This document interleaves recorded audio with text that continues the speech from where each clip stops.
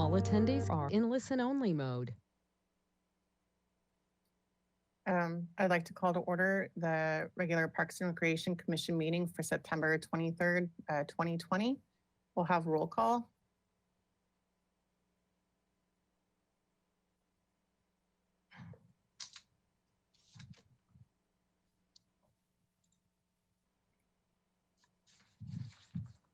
Chair Clark, Here. Vice Chair McGill, Here. Commissioner Baker, Commissioner Lesnar Buxton, Here. Commissioner Longstreet, Here. Commissioner Martinez Cohen, Here. Commissioner Perry. Present. Okay. Changes to the agenda. I'm going to suggest that we move item number 7 in front of item number 6, swap their positions to have sea level rise before Ortega Park. Is everybody in accordance with that? Okay, great. Do we have any written communications? Chair, we do not. Okay, great. And now public comment. Ms. Navarez will explain public comment.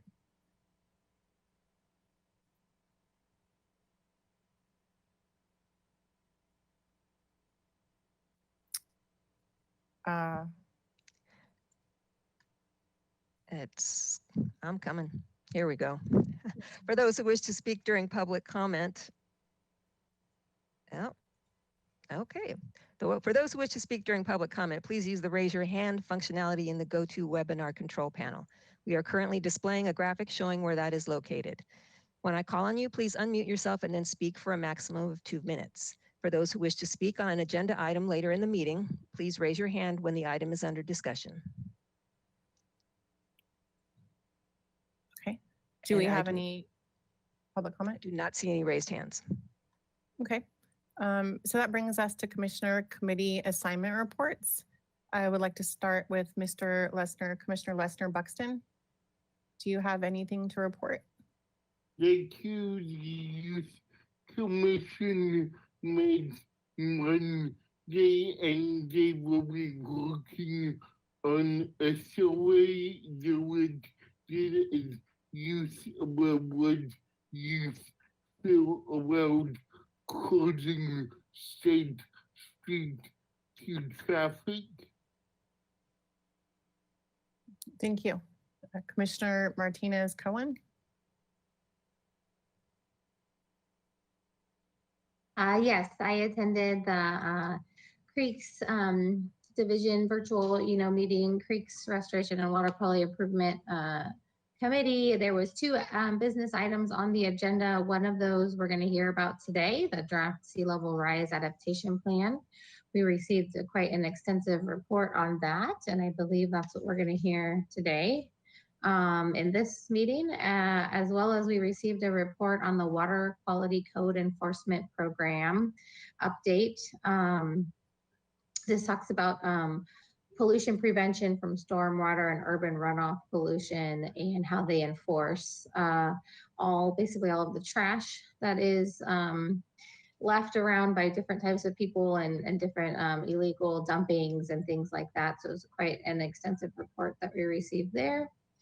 And then also additionally, we are still in Creek Week. I believe it started on the 19th and goes the rest of this week. So there's a bunch of events happening for that.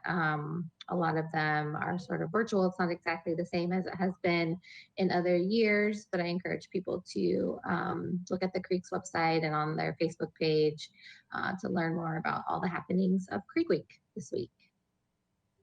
Thank you. Commissioner Longstreet. I attended the De La Guerra Plaza revitalization meeting, and that plan is making good progress. The committee's working well together. Commissioner Perry and I both attended that. So. Thank you. Commissioner Perry? Am I unmuted? Yeah, I can hear you. Okay, good. I had a drop down at the same time. Arts and crafts. I have been in close contact with a number of people involved with the arts and crafts. They are now scheduled to reopen. There is an emergency meeting of their advisory group tomorrow evening. And as there has been historically, there is a little bit of separation of opinions there. There are those who are very excited for the opening and those that feel it's too soon. So we will stand by and keep you posted. Thank you. Vice Chair McGill? I attended the Park Foundation meeting last week, generally reviewed financials and had projects updates, including Ortega, a little bit on Ortega Park, which we will talk about later today. Thank you. I also attended the Park Foundation meeting and the Street Tree Advisory Committee meeting that we'll talk about all the trees we covered during that meeting on this agenda today. That brings us to commission and staff communications.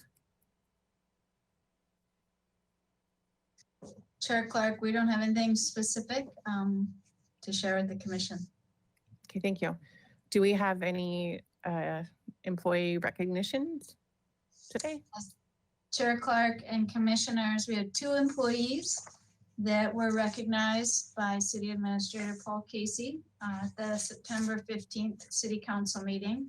The first one is Engen Tinkinje. He got 10 years. He was recognized for 10 years of service. Engen is our pool technician. So he's in the recreation division. And as you can imagine, that is a very important job. Engen is critical to making sure both Los Baños and our wading pools are operating. He's involved in all of the operations. He's been engaged in some of the improvements that we've been doing, the new boilers that are being installed.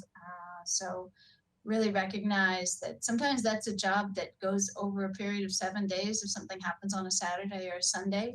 Engen's a great employee to respond during emergencies and help out. So pleased that he's been with us for 10 years. And then Charles Chrisman, who goes by Chuck, is a senior tree trimmer in the Parks and Recreation Department in the forestry section of the Parks Division. And he was recognized for 20 years of service. So as we can all imagine, spending 20 years on the city's tree crew means Chuck knows a lot about our street tree and our park tree inventory.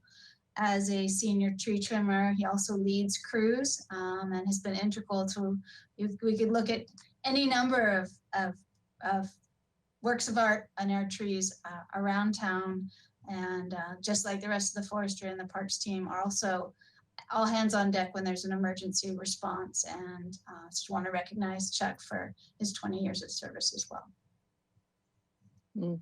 I'd like to express a gratitude on behalf of the commission to Engen and Chuck for their service. I'm imagining handling the pool situation over the past couple months has been a growth opportunity and a challenge. So we're grateful that he's stuck with it and kept it safe for us, and to Chuck for 20 years with our trees. Endless gratitude. Thank you, both of you. So we have included in our packet a summary of council actions. Does anybody have any questions about those? No? Okay. And we also have the minutes.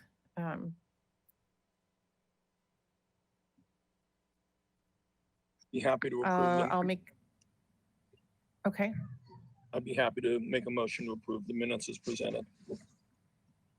Second. Okay. Any discussion? All in favor? Aye. Aye. Aye. Aye. Opposed? Great, I'll thank you. abstain. I was You not abstain? at that Okay. meeting. Okay. Thank you, Commissioner Longstreet. That brings us to our Street Tree Advisory Committee items.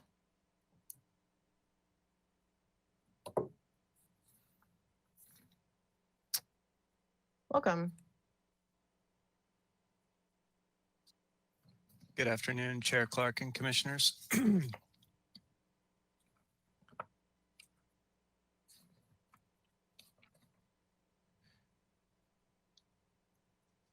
We could go ahead and advance to the next slide, please. The first Street Tree Advisory Committee recommendation for review is the request to remove 3 Mexican fan palms located at 3121 Calle Fresno. 2 of these Mexican fan palms actually are considered street trees based on the municipal code, and one sits just far enough back where it technically is within the front setback of the property. The applicant is requesting the removal of all 3 Mexican fan palms, stating on the application debris-related issues as well as just general scale problems with the property. The applicant did, on the application, express an interest in replacing the Mexican fan palms that were removed with 2 new Guadalupe fan palms. There's a Guadalupe fan palm in the lower left-hand corner of that photograph. The committee reviewed the trees on site, the application, and the supplemental materials submitted by the applicant. Some of the committee comments in relation to the trees proposed for removal were that the scale was quite large for the property. Mexican fan palms increasingly problematic as a weedy tree. It germinates all over town and can be a real challenge. And after review, the committee made a motion to approve the 3 removals on the condition that 2 new Guadalupe fan palms be planted at a location of the applicant's choosing on the property of 3121 Calle Fresno. Additionally, during review, they determined the commission could make the finding that the character of the immediate neighborhood with respect to reforestation will not be materially affected by the proposed removals. Thank you. Do we have any questions for Mr. Slack?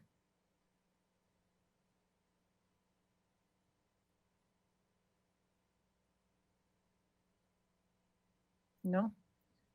Okay. Well, I guess I do. Yeah. I guess, I don't know if it's a question or a comment or just kind of a muse, but I was a little surprised at this one from a consistency point of view. I don't have any particular issue, but when I look at decisions and recommendations and think about them over my time on this commission, the kind of arguments that have been put forward here normally, in my experience, would not necessarily carry the level of weight that they seem to in this one, and particularly debris, scale of property. There've been numerous decisions where the scale's not really been a factor. And I'm seeing it's not the only one on this particular package where I'm going to be asking, making that comment and asking that question. So I'm just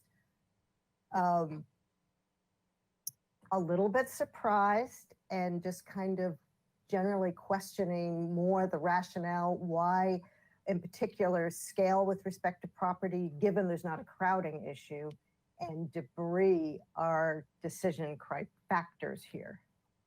I'd actually like to respond to that because I know one of the trees of what you're thinking up on the mesa, that the applicant's reason for wanting to remove it was the scale of the tree didn't fit her property or the house. So on the application, the scale was one of the applicant's concerns. It wasn't it wasn't necessarily the criteria that the Street Tree Advisory Committee looked to in making their decision. They were looking at the surrounding neighborhood, and they didn't think that the removal of these trees would affect the characteristic of the neighborhood. It wouldn't affect the skyline. It wouldn't leave a gap or a hole. So yes, I completely understand where you're coming from because I was thinking that too. But I also, when evaluating it, was realizing it wasn't the scale of the tree that made the Street Tree Advisory Committee agree with the applicant. It was the fact that they didn't believe the removal would affect the characteristic of the neighborhood. Chair Clark and Commissioner McGill, just to elaborate on that, I would agree with Chair Clark's comments. I think the committee felt, given the neighborhood, the San Roque neighborhood, and the general sort of aesthetic with the front yard, that there wasn't a detrimental loss to the character of the neighborhood by approving the removals, and they saw tremendous benefit in the applicants expressed interest in planting additional Guadalupe fan palms, which have tremendous landscape value and are increasingly rare. throughout Southern California. Those were the comments that were made by the committee. Okay, just one further question. The recommended planting of the palms, it says anywhere on the property. Is it anywhere in the setback or anywhere on the property?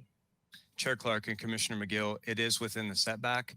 We've had conversations with the applicant post the Street Tree Advisory Committee meeting to clarify that it would be within the setback and not close to the curb where it would be considered a street tree. Or in the backyard?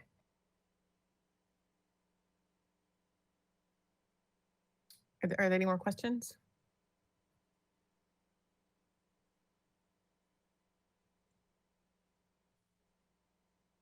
Okay.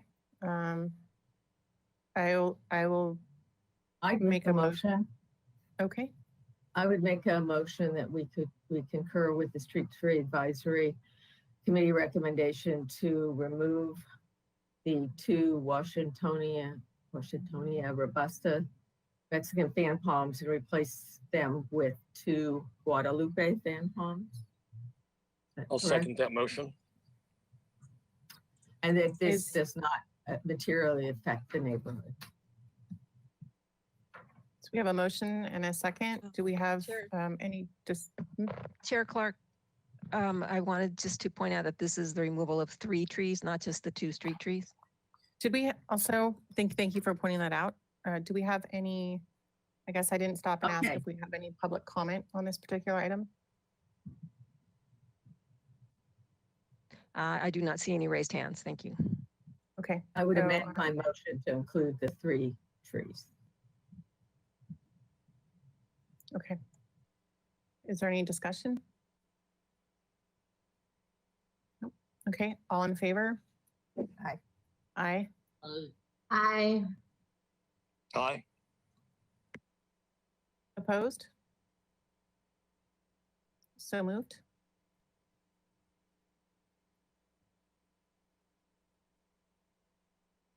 We're ready for our next tree. Next slide, please. The next Street Tree Advisory Committee recommendation for review is the request to remove 4 Canary Island pines from the front setback located at 1033 Laguna Street.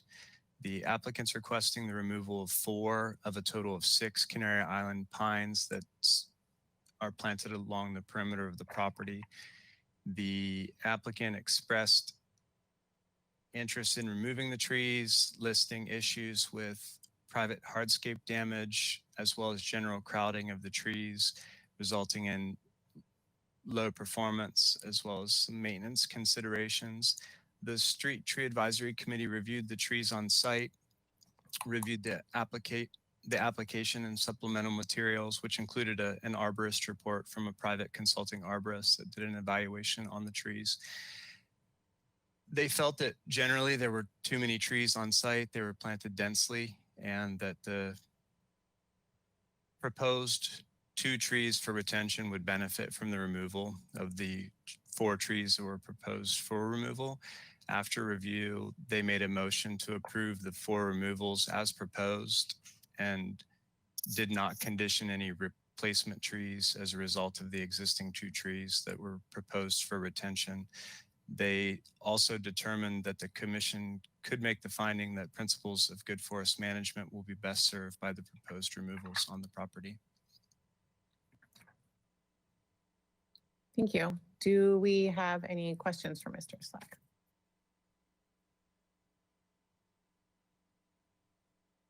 Is there anybody from the public here to speak to this agenda item? Chair Clark, I do not see any raised hands. Okay. We could entertain a motion if there was anybody so inclined. I can do it. I will move that we approve the recommendation to remove the 4 Pinus canariensis or Canary Island pines on the, where's my thing? With basically the principles of good forest management will be best served by the proposed removal. second, Is there any discussion? No. My discussion is I appreciate the really thorough arborist report. If there are no other discussions, I will call a vote. All in favor? Aye. Aye. Aye. Aye. Opposed? So moved. Yeah, and I agree, the arborist reports help. Mhm. Thank you. Next slide, please. The next item for review is the request for the removal of a deodar cedar located within the front setback of the property at 2934 Lomita Road. The applicant listed multiple reasons on the application requesting the removal of the tree. A lot of them were revolved around accessibility. The driveway is very narrow and very long that enters the property. The applicant has some personal issues that makes traveling the area around the tree difficult with the uneven ground. And there were general maintenance concerns listed as well, some of that relating to the general debris the tree is dropping, and then some of the personal concerns or personal issues that the resident has herself. There were specific issues in relation to entering and exiting the property along the driveway, moving trash cans in and out of the property, things of that nature were brought up. The committee reviewed the tree on site, the application, the supplemental materials. Some of their comments, they obviously commented the tree was in great health and quite a nice specimen of deodar cedar. They generally were very understanding and sympathetic of the challenges that the applicant is currently facing as listed on the application. They made comments and noted that they did feel that there was the possibility of creating accessibility improvements that could help the access challenges that are present while still retaining the tree, stating that it has considerable landscape value, not just to the property, but to the street and the community as a whole. After review, the committee made a motion to deny the request for the removal of the deodar cedar, stating that at the time of review, no findings pursuant to the Chapter 15.24 fit the circumstances of this request.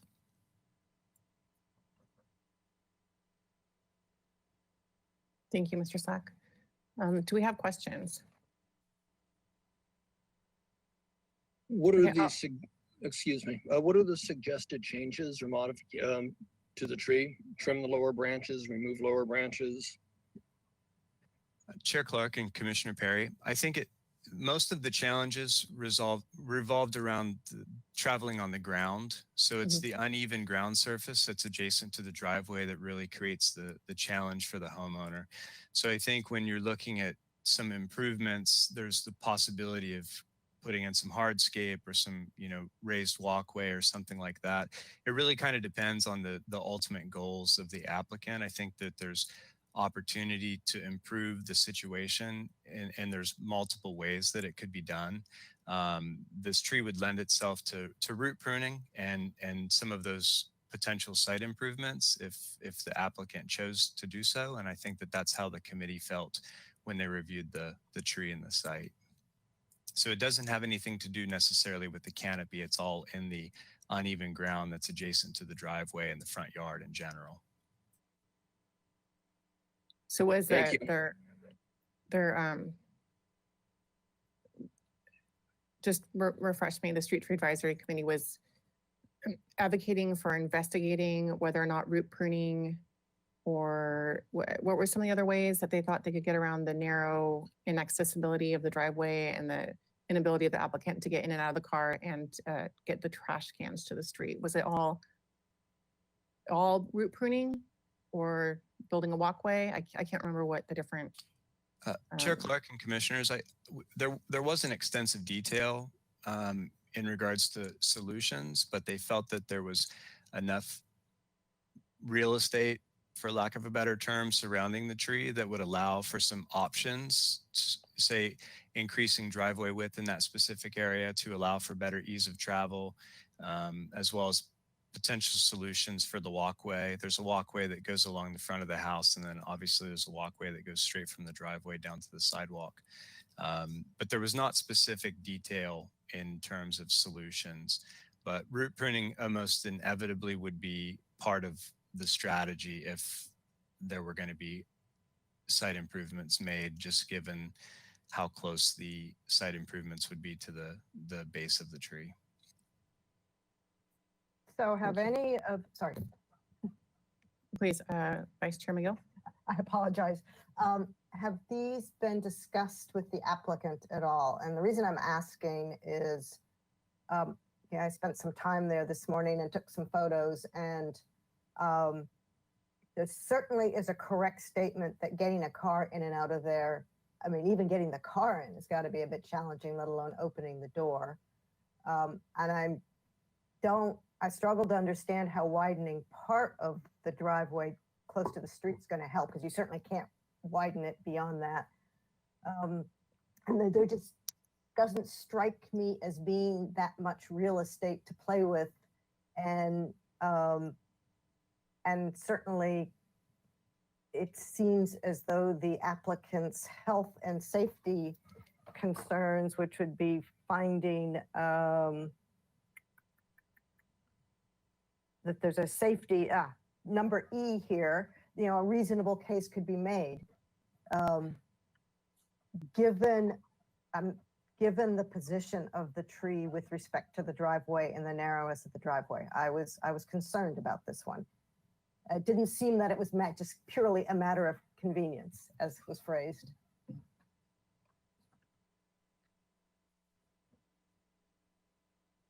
What was there a question? Yeah, the initial question was, have any of these proposed changes been discussed with the homeowner? And the Okay. reasoning was that, and that was the reasoning behind my question. Chair Clark and Commissioner McGill, the applicant and I have had, we've played some phone tag in between the Street Tree Advisory Committee meeting and the commission meeting. So we haven't really talked about what types of options might be available to her in terms of site improvements. Not in any detail. Okay. So what the street, I'm very conflicted on this one too, because I do think the tree adds something to the neighborhood, and it's a healthy, gorgeous specimen, and I don't want it removed, but it seems like it is presenting a very heavy physical burden for somebody.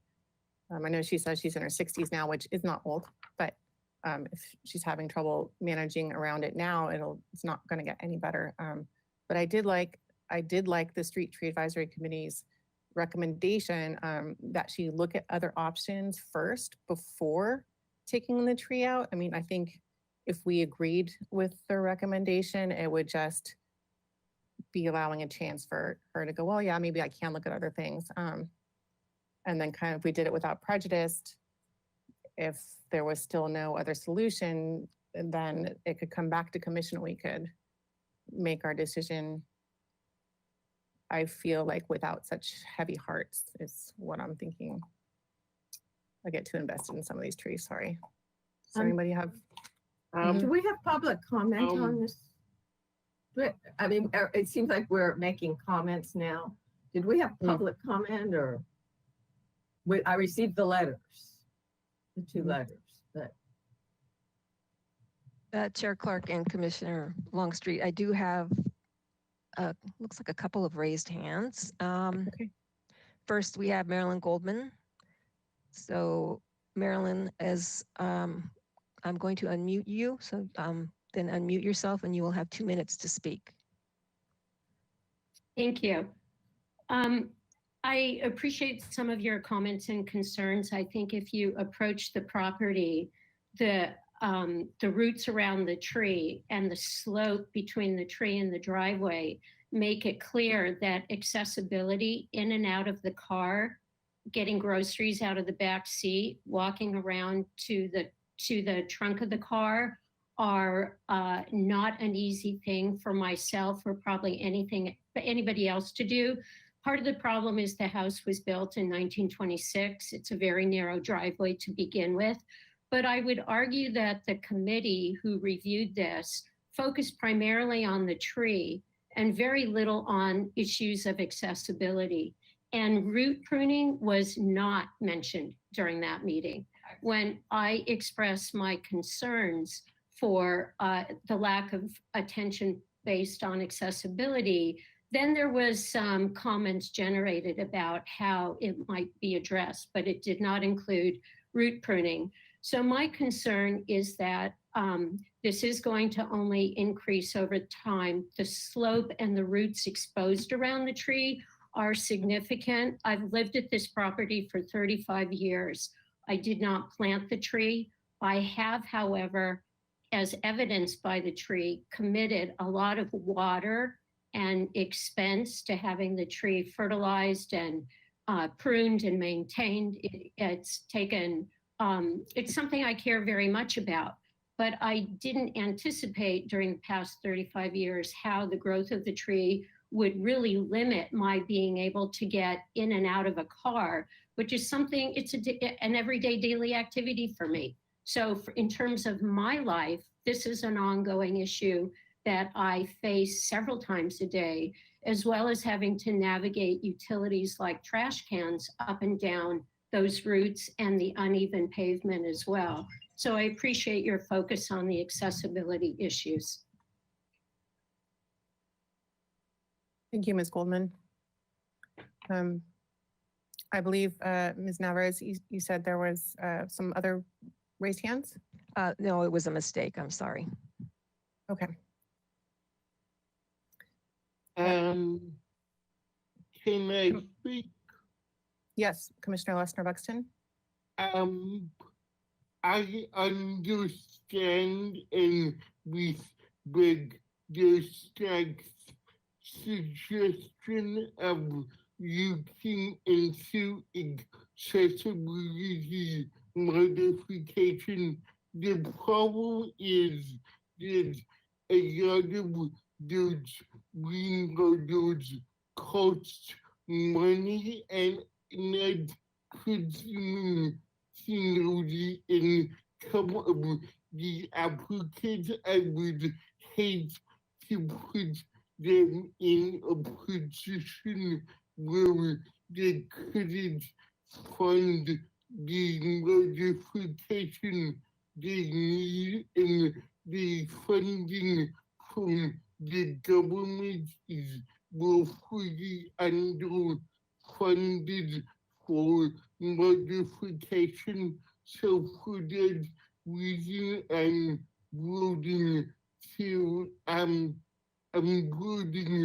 to get her cut down the tree. Thank you. Thank you, Commissioner Lester Buxton. Commissioner Longstreet. Definitely, this is a tough one. As someone who's responsible for a property that houses 58 seniors, you know, this is something that I've dealt with on occasion.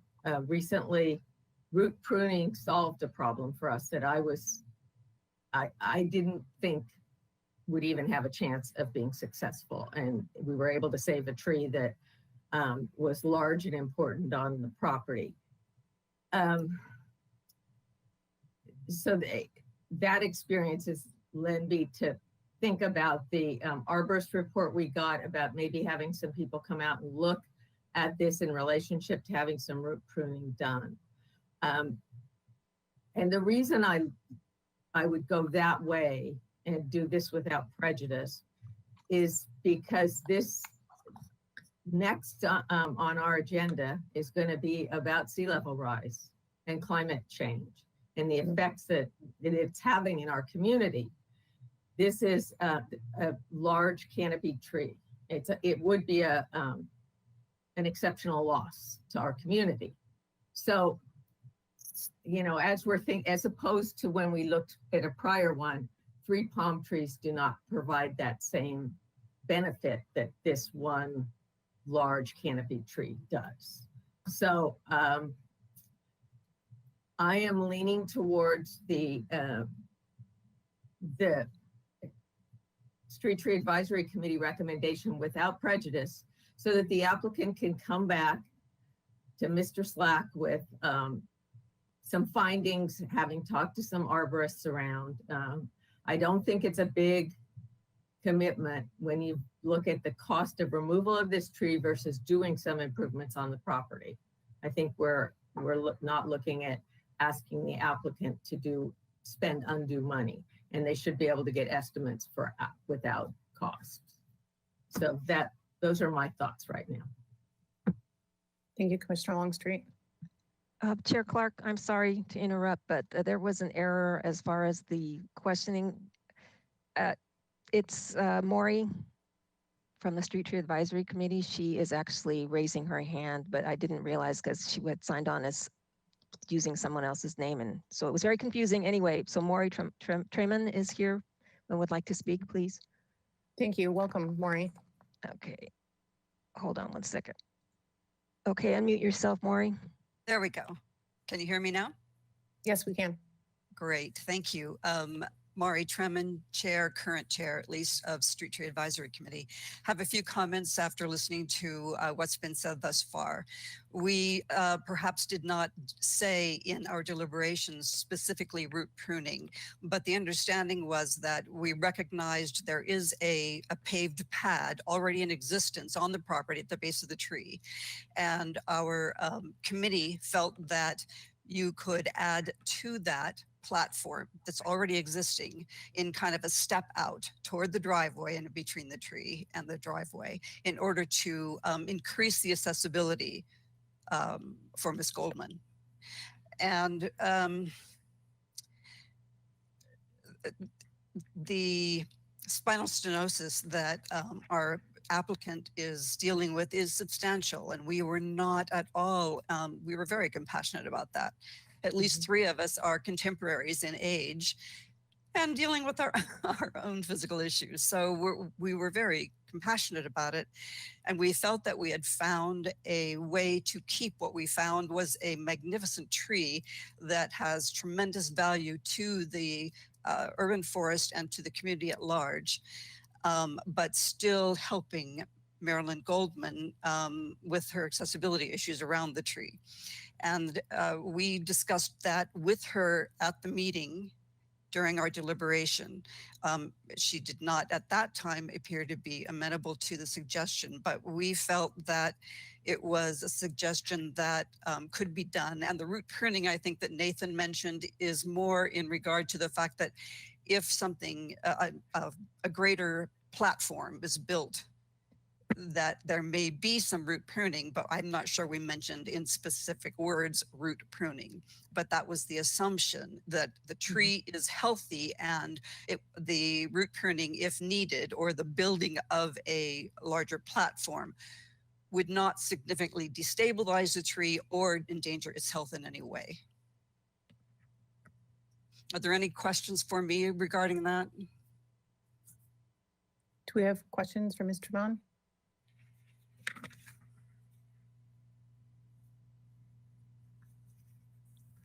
No? Okay. I don't believe we have questions for you. Thank you. Thank you.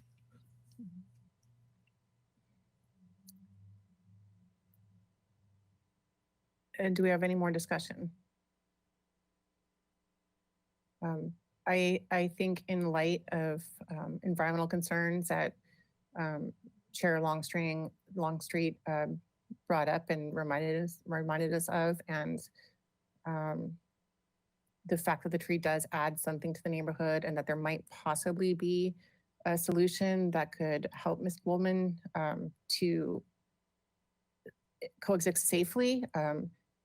I would make a motion to agree with the Street Tree Advisory Committee recommendation to deny the removal without prejudice, to allow the applicant to explore options for creating access improvements on the property that would increase ease of travel while allowing retention of the tree.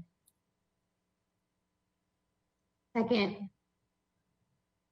we have any discussion? All in favor? Aye. Aye. Aye. There's a little bit of a lag. Did everybody vote? Okay, opposed? Nay. Me, So so it's approved. I would like 3-3, to, tie, oh, right? I Oh. think maybe we should have a Aye. roll call. I thought there were 2 nays. Yeah, I only heard 2 nays. This is Rose. Okay. We can do a roll call? Roll call, please. Okay. Chair Clark, Aye. Vice Chair McGill, nay, Commissioner Lesnar Buxton, Nay. Commissioner Longstreet, Aye. Commissioner Martinez Cohen, Aye. Commissioner Perry, Nay. 3-3. What do we do in that case? I don't think I've, I believe the motion fails okay. if we can't come to an agreement.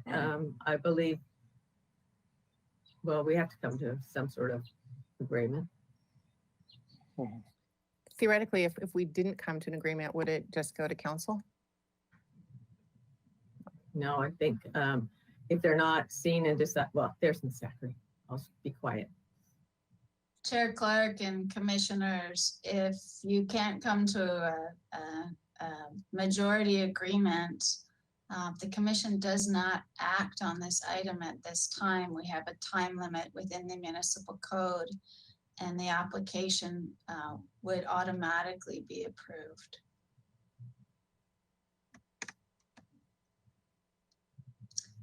If I could make a suggestion to the commission that perhaps you defer further consideration of this item if the applicant is willing to undertake additional look at root pruning options, and then have the applicant work with staff and bring it back to you if there's any change. So would I that, would, please, Commissioner I would Longstreet. make that motion to defer the item for further information regarding root pruning. Can you please explain again what happens if we stand pat at the 3-3? If we stand pat and we don't come to a decision after a certain number of days, the application gets automatically approved. Chair Clark and commissioners, just to provide additional clarification, the municipal code does state that if there's no action taken on an application within 60 days, that it's automatically approved, essentially. So we would be past that limit, that time limit. Therefore, the application would be automatically approved and the applicant could take action on the removal. Could we defer making a decision until next month when there will be 7 of us and no ties will be possible? I would probably second the motion that BB was making right now to pass it back to Street Tree Committee and see if we can't come to a resolution that we can all vote on.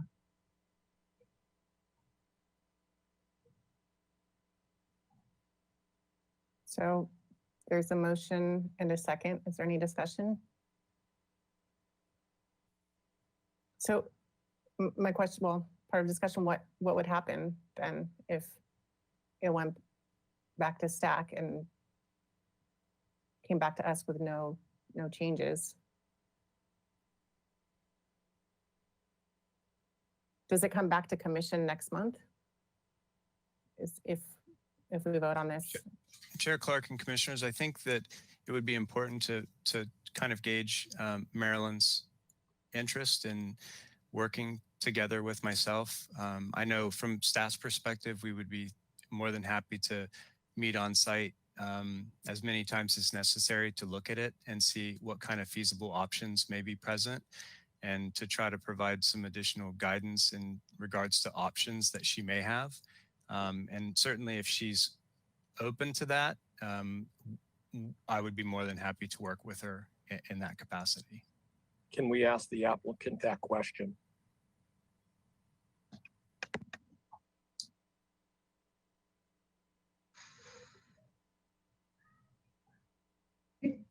Oh, Yes, thank you. there you go. I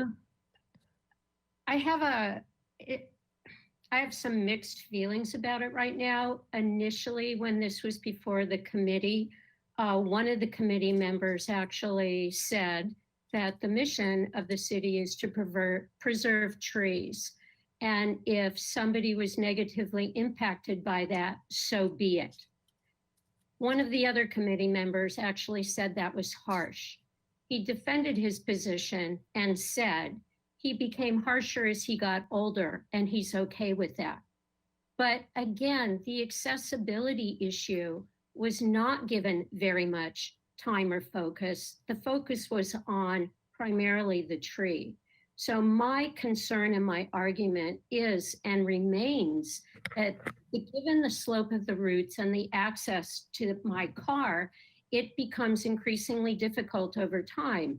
So I'm concerned about what the expense of root pruning would be. And secondly, if this is simply a Band-Aid that is going to simply buy some time where I end up having to perhaps go to additional expense to remove the tree because of where it's located, over time, there is no place for this tree to expand. And if I continue to fertilize it, water it, et cetera, this tree is going to want to grow. And on a small lot in the San Marcand area, there's not much room for it to grow. It's already impeding on my driveway.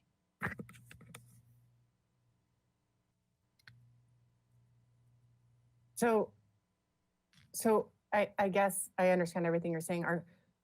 The question that Commissioner Perry had for you was, would you be at all interested in working with staff on talking about root pruning and how much it would cost and how that could slow the development of the tree and how you could increase accessibility? It sounds like you had a lot of questions just now. Would you be willing to explore those questions with city staff? And then, so if I am not comfortable with the recommendations made by city staff, because at the committee meeting, they mentioned laying down some flagstone, hiring an independent arborist. So the arborist made sure that the roots were not harmed. So the focus at the committee meeting was something entirely different than what you're talking about today. So if an arborist does feel that root pruning might be effective and make that area safe, or if they say it might not be, where does that leave me moving forward if the recommendations are either expensive or feel from my perspective that they don't address the accessibility issues? You would most likely come back to a 7-member commission that may vote the same way, and you'd still walk away with the ability to remove the tree, or that could be reversed.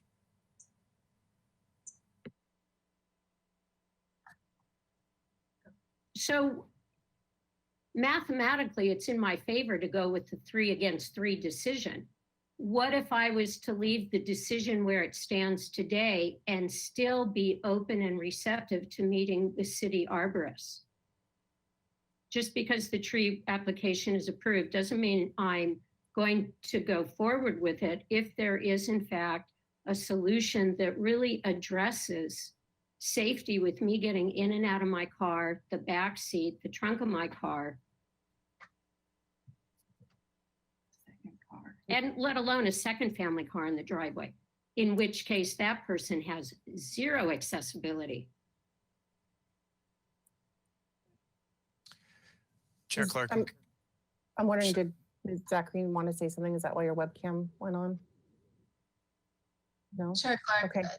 go ahead and let Mr. Slack make his remarks, and it's really to the commission to make a decision as to how you would like to proceed.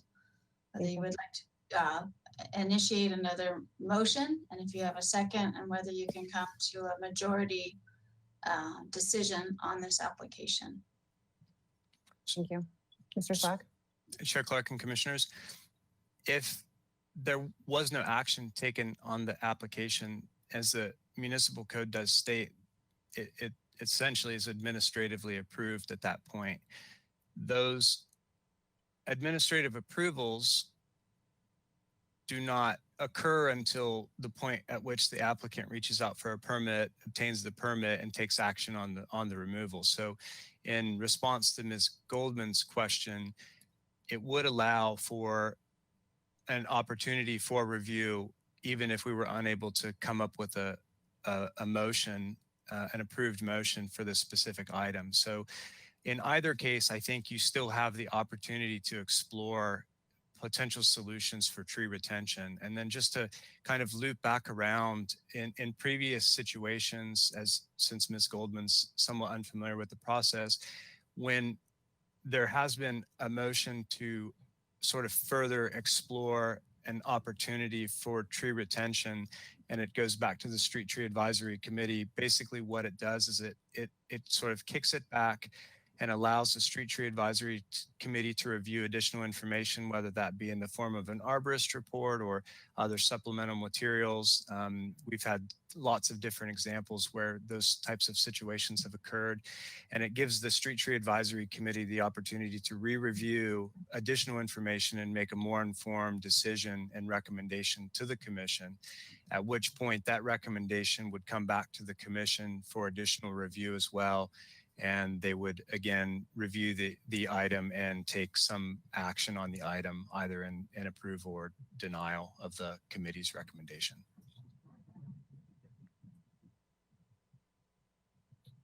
Okay, thank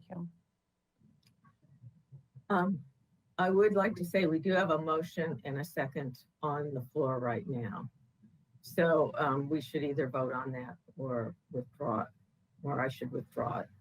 Can you repeat the motion one more time? The motion was to basically to have the applicant explore root pruning and other options with staff and a arborist. And at this point, my personal feeling is Ms. Goldman has made her wishes clear. And that we're 3-3 tied. I would actually probably just withdraw the motion and ask that the applicant work with staff regarding this root pruning or other options. I think her driveway isn't changing. I went out there today also. The issues that she cites, some of them are fixable and some of them aren't. And the tree isn't the biggest problem. It's where it's located. It's where the house is located. It's how it was done in the 20s. And she is not going to have a decent spot for a second car in that driveway that has access because of her home, not the tree. So she needs to deal with, I mean, we're where we are in this, but she needs to deal with the fact that, you know, those things aren't going to change. And so I guess I would withdraw my motion at this point.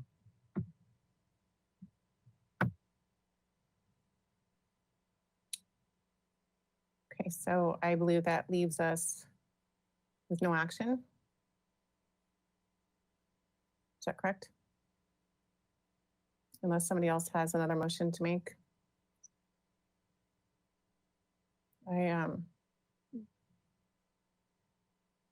Before we move on from this item, I did just want to say for the benefit of Ms. Goldman that it is the job of the Street Tree Advisory Committee to preserve the trees of Santa Barbara. And that does not mean it's at the expense of individuals. It's for the benefit of the greater good. We rely on our urban forest to catch our runoff, to slow down global warming, and your needs are just as important as the trees. Your needs are more important than the trees, but the trees they benefit all of us. So the Street Tree Advisory Committee is not looking at a tree over you. It's looking out for you by looking out for our urban forest. And I'm sorry that that some things that were said weren't conveyed clearly, but that the members on that committee are some of the finest citizens I've ever met, and they put this community first. Not just the trees, but the people, the whole ball of wax. So I guess thank you for your time, and we're going to leave it at that, and we're going to move on to the next agenda item.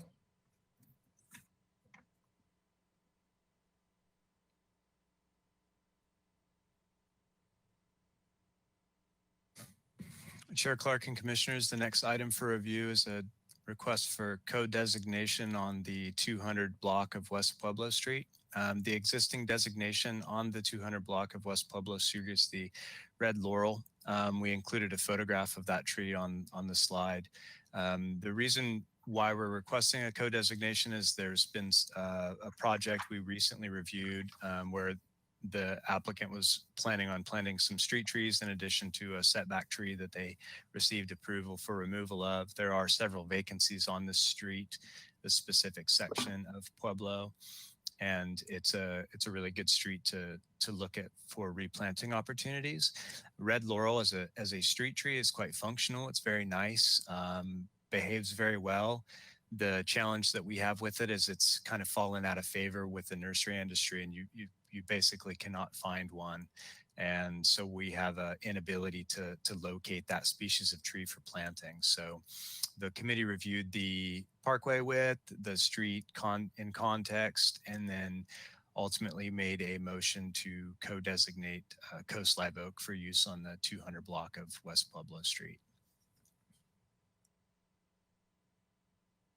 Do we have any questions for Mr. Slack?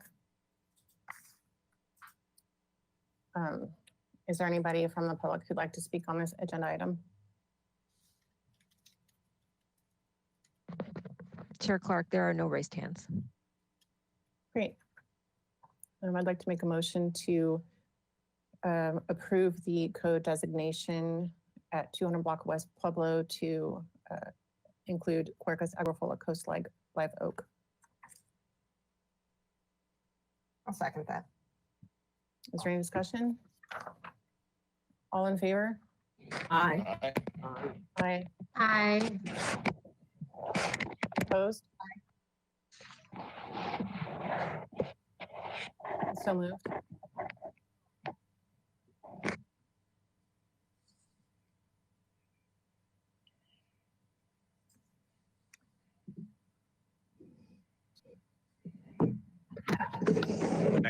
Next slide. Was the vote recorded?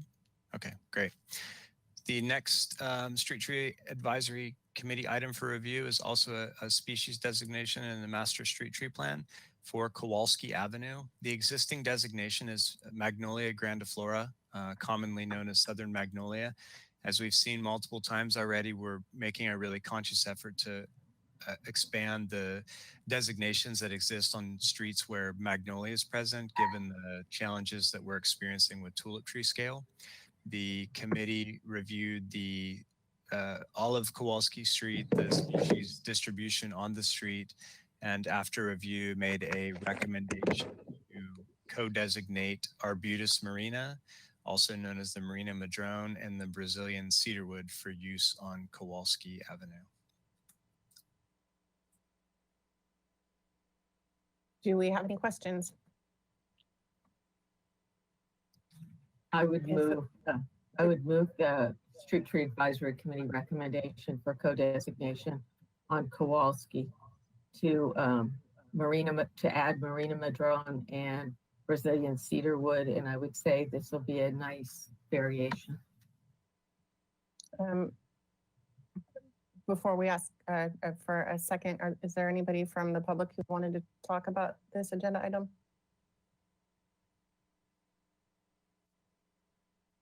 Chair Clark, there are no raised hands. Okay, then I'll second. Is there any discussion? All in favor? Aye. Aye. Aye. Aye.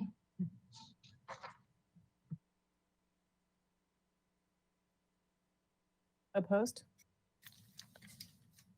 So moved.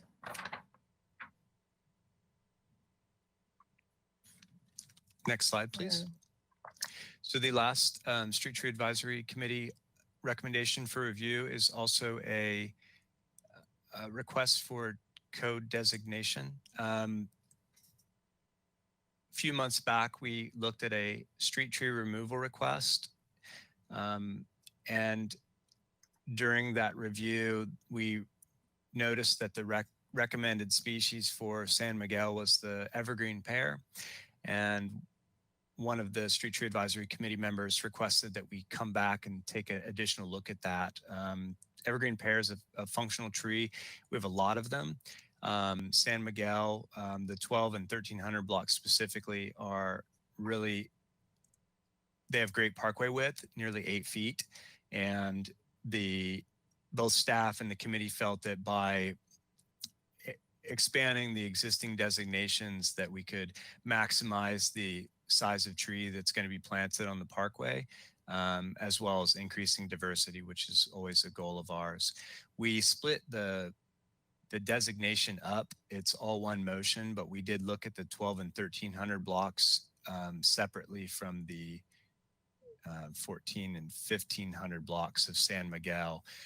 Reason why we did that is as you move through to the 14 and 1500 blocks, the parkway shrinks down quite a bit and we can't support as large of a tree. I think we have a second slide that shows that. So the committee reviewed the full length of the street, and after review made a recommendation to co-designate Sydney red gum and silk tree for use on the 12 to 1300 blocks of San Miguel Avenue. And then could we click to the next slide?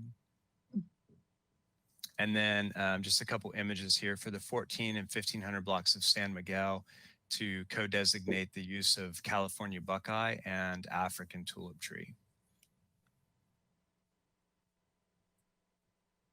Thank you. Do we have any questions? Is there anybody here to speak on this agenda item? Chair Clark, there are no raised hands. Thank you.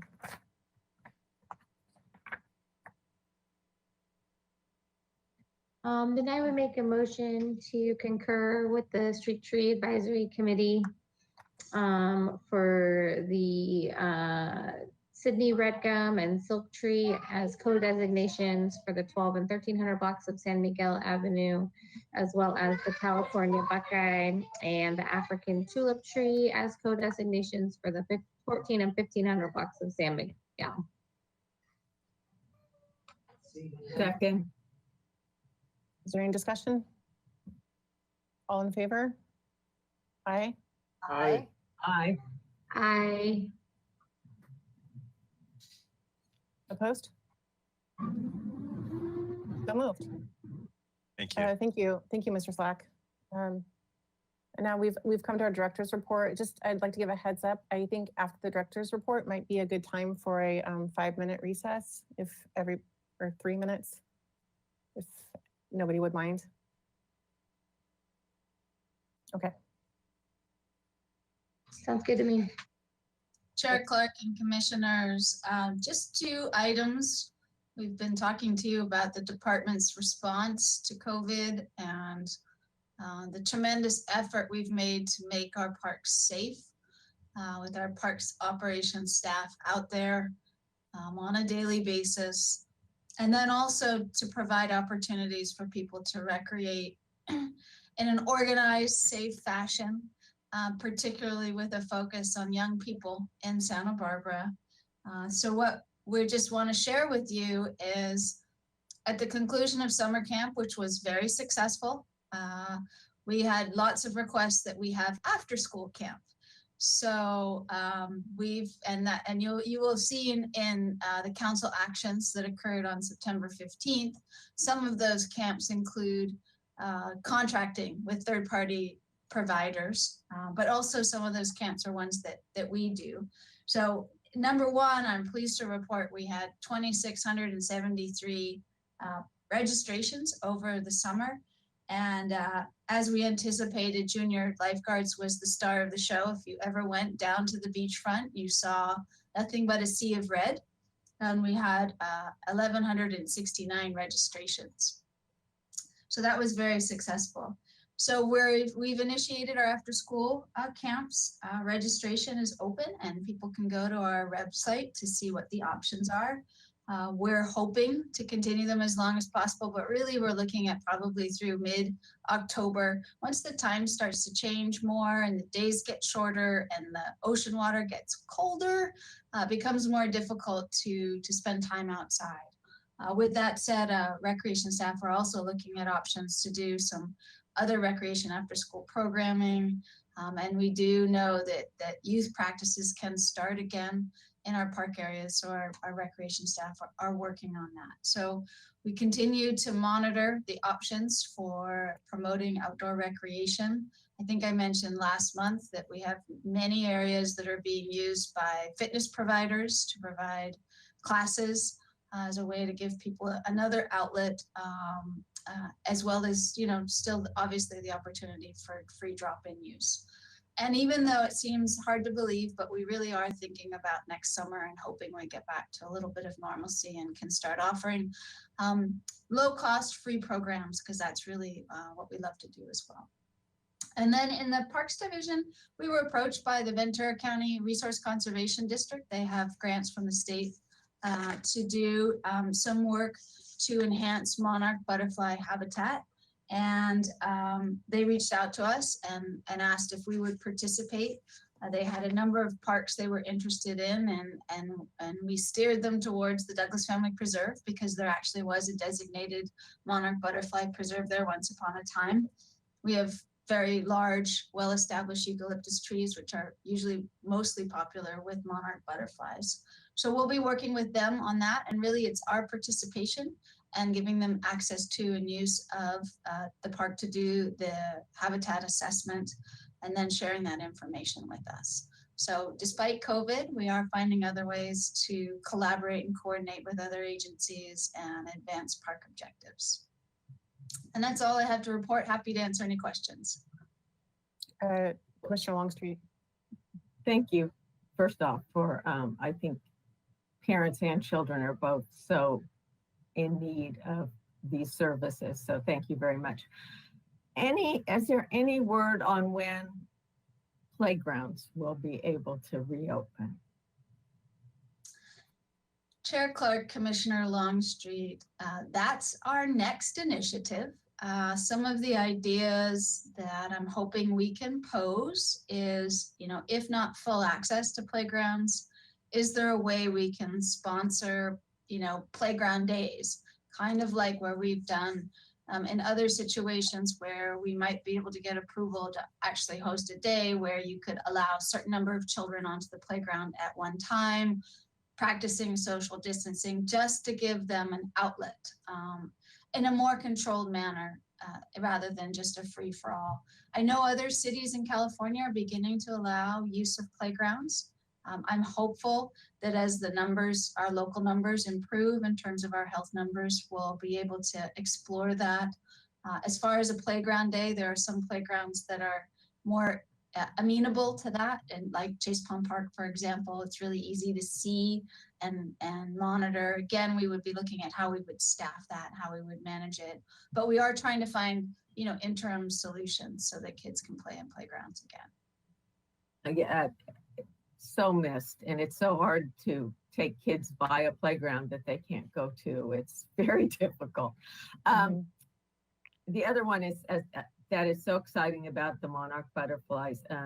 Way back when we were meeting regularly about Douglas Family Preserve and all of that, that was something that came up quite frequently, and I hope it is very successful, because I know the community is going to be very excited if it works. Thank you very much.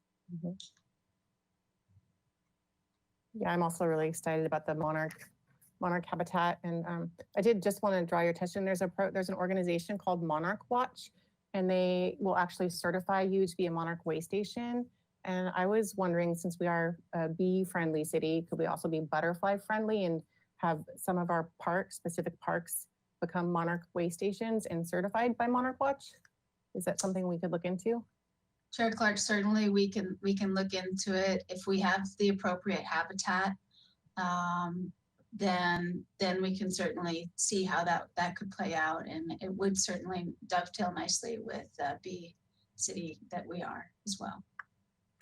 Thank you. Did anyone have more questions for Ms. Zachary?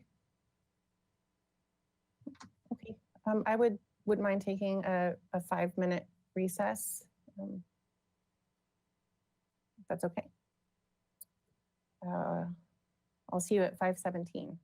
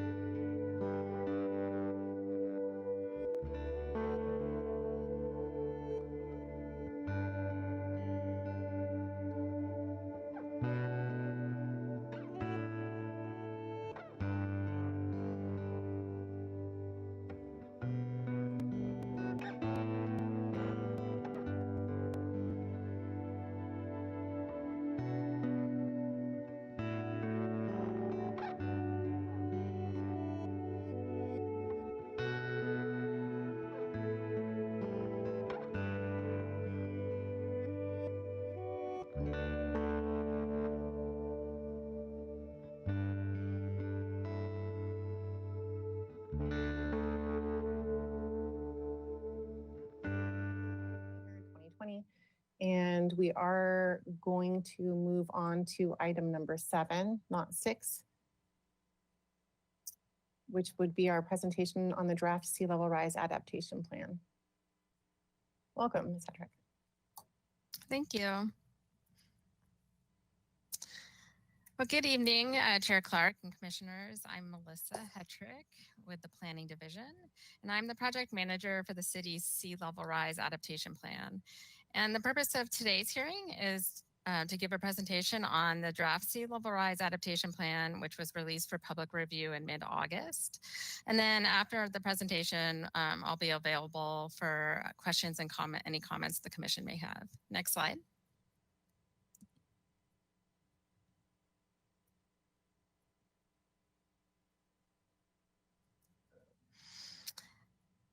So even though I'm the project manager, this has truly been a group effort. We have an entire staff interdepartmental team that consists of city staff members from every major department.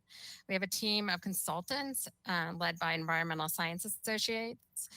There's a Sea Level Rise Adaptation Plan Subcommittee, which consists of members of Council, Parks and Rec Commission, Planning Commission, Harbor Commission, and Water Commission. And Commissioner Longstreet participates in that subcommittee. And then we're working closely with Coastal Commission, who partially funded the plan, the county, Beacon, SBCAG, and other state and federal agencies. Next slide. So just a little background. Next slide. So to date, sea levels offshore Santa Barbara have only risen a small amount. However, sea level rise is expected to accelerate significantly in upcoming years.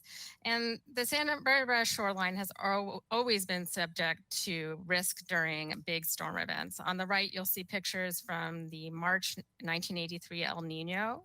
The top picture is the Harbor Yacht Club, which was partially destroyed and flooded during that storm. The bottom right photo shows the end of Stearns Wharf, which buckled. And then the left picture shows debris and flooding across Cabrillo Boulevard. So as sea levels rise, these type of flooding and erosion events will start to occur more frequently and be more extensive. And so it's for that reason that the city's general plan, our climate action plan, and our coastal plan direct the preparation of a comprehensive sea level rise plan for the city. In addition, sea level rise analysis is now required for all coastal development permitting and pretty much any permitting or grant opportunities at the state level.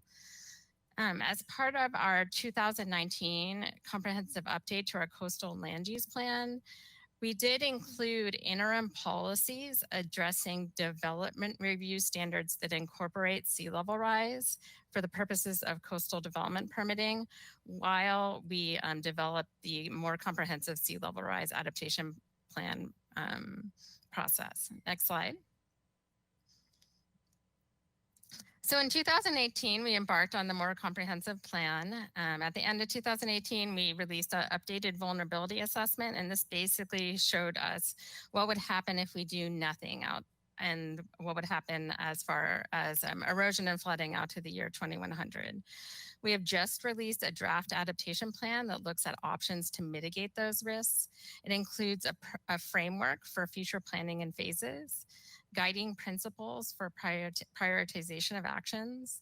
It analyzes a number of adaptation options, and those generally fall into 3 major categories.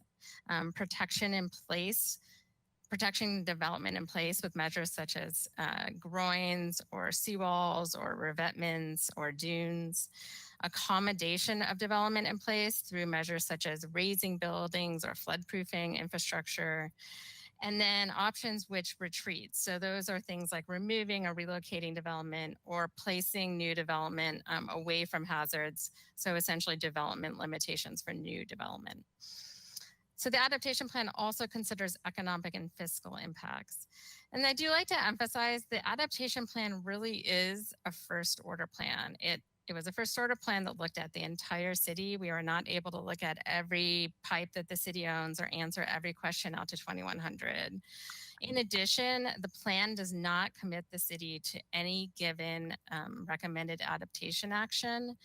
Rather, you can think of the plan as basically a to-do list. So the plan lists out a number of actions the city could take and a number of studies the city could undertake, and then gives us an idea of when we need to make decisions by. And so after the plan is reviewed and hopefully approved by council, it's at that point that any of the recommended near-term actions would be further developed and then go through the normal city approval process. Next slide. So this is our schedule. We're at the end of a 2-month public outreach and comment period. All comments, we're looking for comments by September 30th.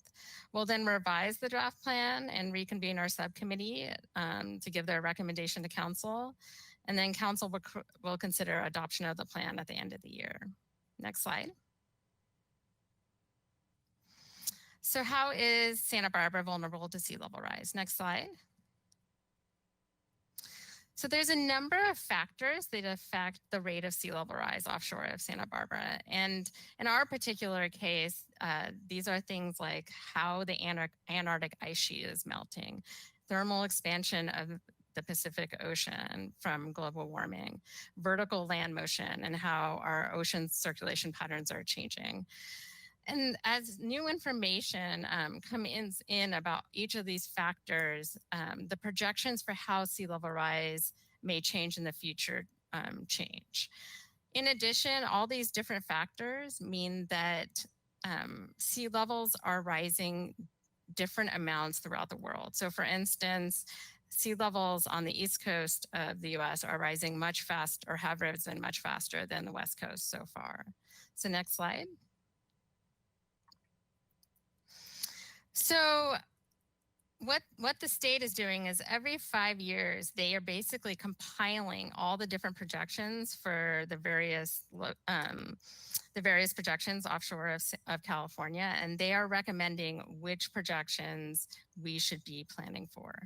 So we are required by the state to plan for the blue line on this graph. It's 0.8 feet of sea level rise by 2030, 2.5 feet by 2060, and 6.6 feet by 2100. This is a risk-adverse conservative scenario. It has something like a 1 in 200 chance of being met or exceeded. The state of California sea level rise guidance also provides a number of other scenarios. So the scenario that is much more likely is shown in orange in this graph, and that has something like a 17% chance of happening. And then there are much more extreme scenarios, such as the one shown in red, which represents a catastrophic failure of the Antarctic ice sheet. So just a few notes from these projections. You'll note that in the next 10 years or so, the projections are much closer together. And as you move out in time, they're much farther apart. In addition, if you take any of these projections, including projections if we stop emissions, they and you look at them out to 2200, one thing you'll notice is that in each projection, we reach 6.6 feet of sea level rise. It's just a matter of how fast. So knowing that these projections are changing all the time, the approach the city is taking with planning for sea level rise is to closely monitor sea levels and changing shoreline conditions, and then to taking actions when certain amounts of sea level rise are reached, as opposed to in specific years, if that makes sense. Next slide. So in the document, you'll see these terms, near term, midterm, and long term, and they're really based around amounts of sea level rise. So the near term is between 0 and 0.8 feet of sea level rise, generally the next 10 years. And then midterm and long term spans from 0.8 feet of sea level rise to 6.6 feet of sea level rise. Next slide. So the vulnerability assessment took a look at a number of types of hazards. It looked at tidal inundation, which is flooding from regular high tides. So that's not storm conditions, that's just your regular high tide sunny day. It also took a look at year-over-year bluff erosion and shoreline erosion. It looked at where waves would break and where flooding would occur during a 100-year coastal storm event. And then it also looked at areas of the city that are low-lying and which could flood more frequently in the future due to rising groundwater levels from sea level rise. Next slide. So these are the maps that were created, and they're based on a model developed by the USGS called Cosmos 3.0. And these maps, just two notes about them. First of all, they show what would happen if no action is taken. In addition, they don't show all the hazards in the city. They don't show all the they don't show all the erosion hazards or all the flooding hazards. They only show the flooding and erosion hazards that would be exacerbated by sea level rise. So this is the west side of the city, which is predominantly coastal bluffs. This is 0.8 feet of sea level rise, and the orange and yellow colors show threat of bluff erosion and failure. And this map, if you looked at the existing conditions map, it's almost exactly the same. We have a risk of bluff erosion now along our bluffs. Next slide. So by 2.5 feet of sea level rise, we see erosion rates increasing by approximately 40% over historic rates. We see erosion reaching Shoreline Drive in the vicinity of Ledbetter Beach and affecting many private parcels, Shoreline Park and Douglas Family Preserve. At 2.5 feet of sea level rise, it's also projected that 80% of our beaches, which are backed by bluffs, will be lost. And the reason for that high level of beach loss along the bluffs is that essentially the bluffs will erode slower than sea levels rise, and essentially creating a bathtub effect. The beaches will get drowned out. Next slide. So this is 6.6 feet of sea level rise. By this time, bluff erosion rates are approximately 140% higher than historic rates. Bluff erosion has reached Shoreline Drive multiple locations from Ledbetter Beach to where it goes up to Meeks Road. And it's also reached Cliff Drive. And at this point, it's anticipated that there will be no beach access along the bluffs. Next slide. So this is the east side of the city, the low-lying waterfront, and the beach loss in this area through the years with sea level rise will be a lot less. And there's a couple of reasons for that. One is the orientation of the coast in this area, the low-lying nature of the topography behind the beaches. And in addition, one of the key factors for keeping the beaches along this section of coast is the presence of the harbor breakwater. So the harbor breakwater essentially acts as a groin, and beach sand fills up behind it to fill up Ledbetter Beach. In addition, it traps sand in the harbor and along West Beach. And then, as you know, we dredge the harbor, and the Army Corps dredges the harbor and places that sand on East Beach, which prevents erosion along East Beach. So again, this is 0.8 feet of sea level rise. The aqua color, or the light aqua color, shows tidal inundation, and the darker blue colors show waves and flooding during storm events, and the pink color shows long-term shoreline erosion. And again, this map is very similar to current conditions. We already have a threat of flooding during storms at the harbor, at our Ledbetter parking lot, the Harbor Yacht Club and Cabrillo Pavilion are already at risk during flood events. And so at 0.8 feet of sea level rise, it's just likely that that would happen more frequently. Next slide. So at 2.5 feet of sea level rise, we still see the majority of potential impacts located south of Cabrillo Boulevard. That said, the city's public assets in those locations will be affected. So at this point, we see increased erosion by the Harbor Yacht Club and in the parking lots adjacent to the harbor. We see erosion reaching up closer to Cabrillo Boulevard, Cabrillo Pavilion, and erosion approximately 30% of the beach lost closer to Chase Palm Park. Next slide.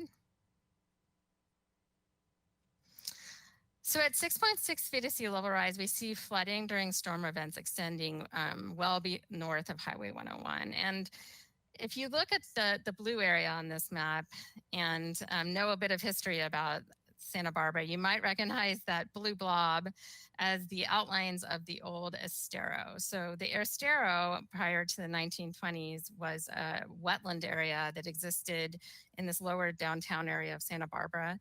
And as part of the 1929 earthquake debris was filled up this wetland. We placed earthquake debris in this wetland and basically created this lower downtown area. So what that means is that this area is still a low-lying area. If you look at our FEMA flood maps now, this area is in the flood zone. It floods during high rainfall events now. The difference with 6.6 feet of sea level rise is that north of Highway 101, it's likely to flood the same depths as it floods now, but it's likely to flood much more frequently because essentially it would be flooding not just during high rainfall events, but also during high wave or coastal storm events. And then south of Highway 101, you see that tidal inundation or regular high tides extends all the way to Highway 101 and affects assets such as Pershing Park, Cabrillo Boulevard, and a number of the railroad. And in addition, you see much more extensive and frequent storm flooding in this area. Next slide. So moving on to our approach for adapting to sea level rise. Next slide. So the adaptation plan proposes a phased approach to adaptation plan, again, based on monitoring of shoreline conditions and then taking action when certain triggers or thresholds are reached. And those triggers or thresholds are backed away from the actual hazard. So if something is going to be flooded by 3 feet of sea level rise, we wouldn't wait till 3 feet of sea level rise to start planning for that or make a decision on what to do about that. We would back it up several feet of or inches of sea level rise or several years in order to allow time for planning. So the plan recommends very specific near-term or 10-year actions, and then it proposes a structure for decision-making in the mid and long term.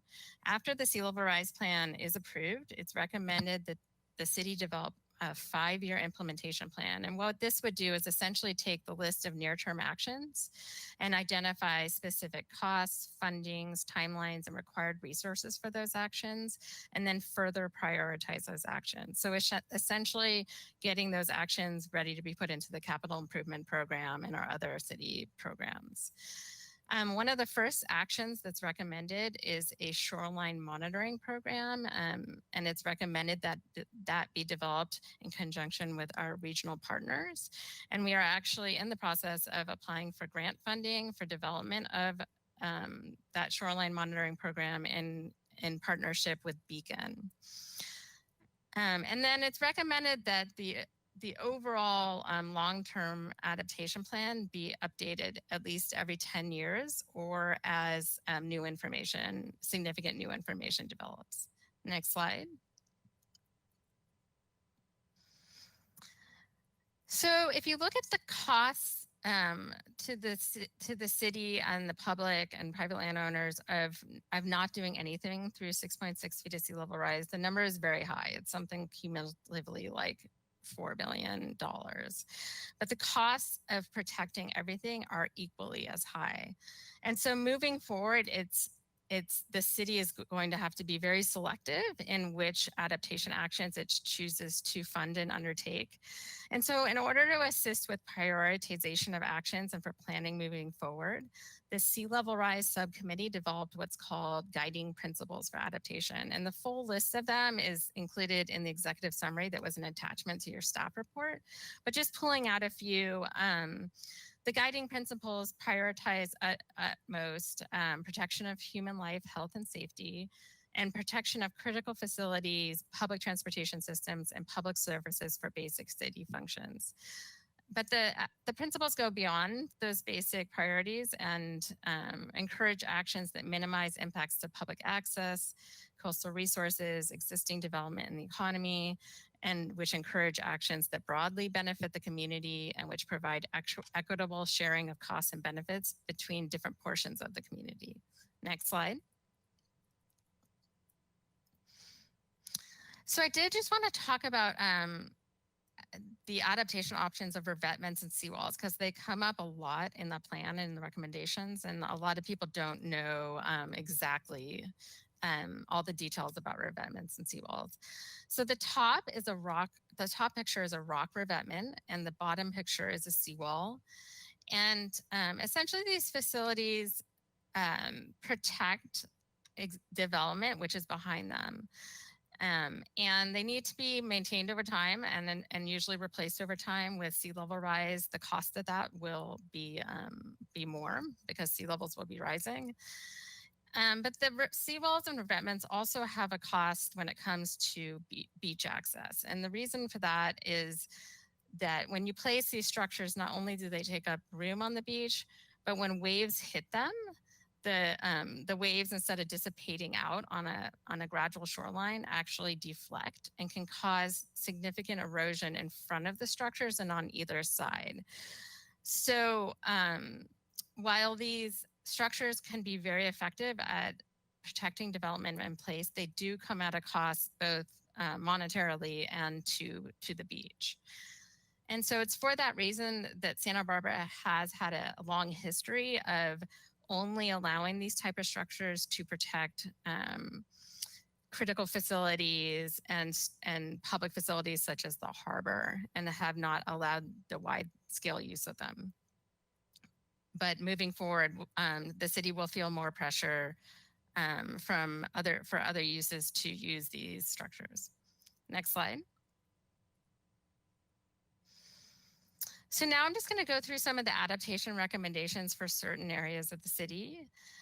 So as far as adaptation options for the bluff areas, the adaptation plan did find that beach nourishment and sand retention through structures such as groins or breakwaters or artificial reefs would not be effective in the bluff areas at keeping the beaches in those areas. And the reason for that is the high rate of sand transport along the bluffs.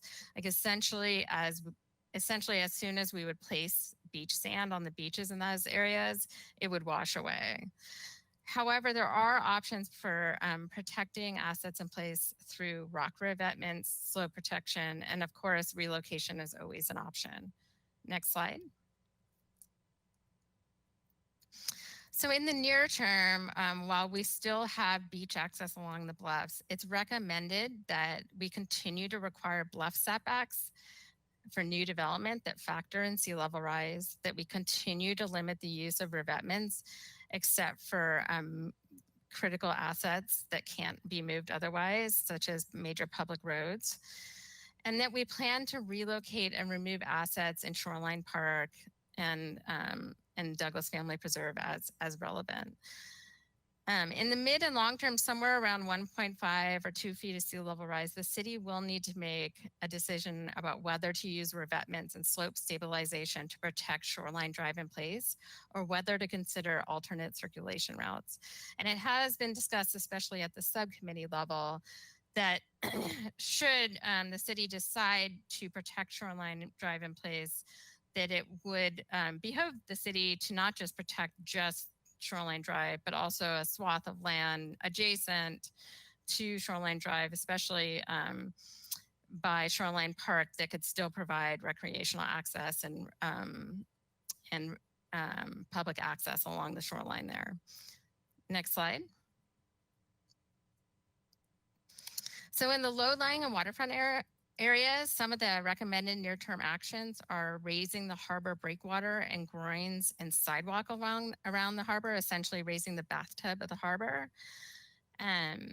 raising the piles of the harbor marinas and piers, introducing additional beach nourishment and the use of seasonal beach berms and possibly dunes, particularly on East Beach. One location could be in front of the Cabrillo Pavilion, in addition to other beaches that we don't currently nourish. So Ledbetter Beach and possibly Arroyo Burro Beach. We'd have to study all those options. Near-term actions also include redesigning and possibly relocating the Laguna Tide Gate, which is a structure which is on Laguna Creek now and prevents flooding up into the lower areas of downtown now. It needs to be raised with sea level rise. In addition, there are a number of sewer mains and utilities that are located under the beach south of the bike path that need to be relocated or flood-proofed. Next slide. Other near-term actions include revising our floodplain regulations for areas south of Highway 101 to require new development and substantial redevelopment to be designed to be higher or flood-proof to a higher elevation. In addition, it's recommended that south of Cabrillo Boulevard, we continue to factor sea level rise into our design and siting of development. And in addition, it's recommended that we initiate system-specific studies of mid and long-term options for the wastewater, stormwater, and water systems. Next slide.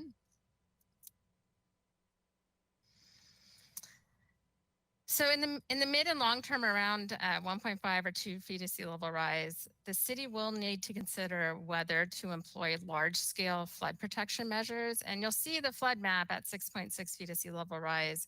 In order to fully mitigate the extensive flood hazard shown in the map, really would take several large-scale flood protection measures employed together. So that would have to include things like a continuous seawall or levee along the waterfront from Ledbetter Beach to the Clark Estate, and that could either be raising Cabrillo Boulevard, essentially making it a levee, or installing a seawall south of Cabrillo Boulevard that's continuous. In addition, there would have to be levees or flood wells placed along the lower portions of the major creeks in this area, so Mission Creek, Laguna Creek, and Sycamore Creek. In addition, because groundwater levels would be affected by sea level rise and would affect development, we would have to consider use of groundwater dewatering wells to pump groundwater out to the ocean.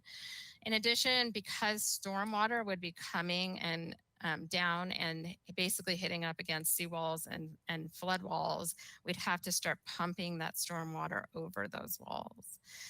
And as always, relocation and floodproofing of facilities is an option. So I would just say that for these mid and long-term options, there are a number of questions. There's a number of feasibility questions, legal questions, and studies that need to be done. And so in the near and midterm, there are a number of studies that are listed in the adaptation plan so that we may gain more information in order to make these decisions. In the mid and long term, we also need to consider whether to raise the harbor commercial grades or move some facilities out of the harbor. And we'll also need to consider whether to redesign or remove Stearns Wharf. Next slide. So the adaptation plan has a number of other citywide recommendations.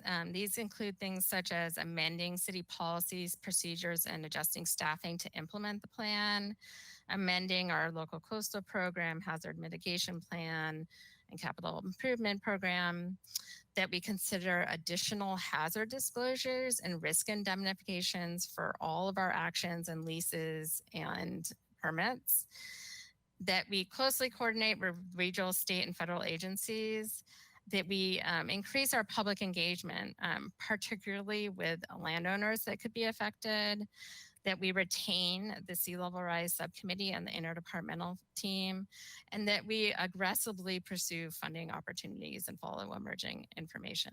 Next slide. So I just wanted to compile or summarize some of the actions that are most relevant to Parks and Recreation Commission.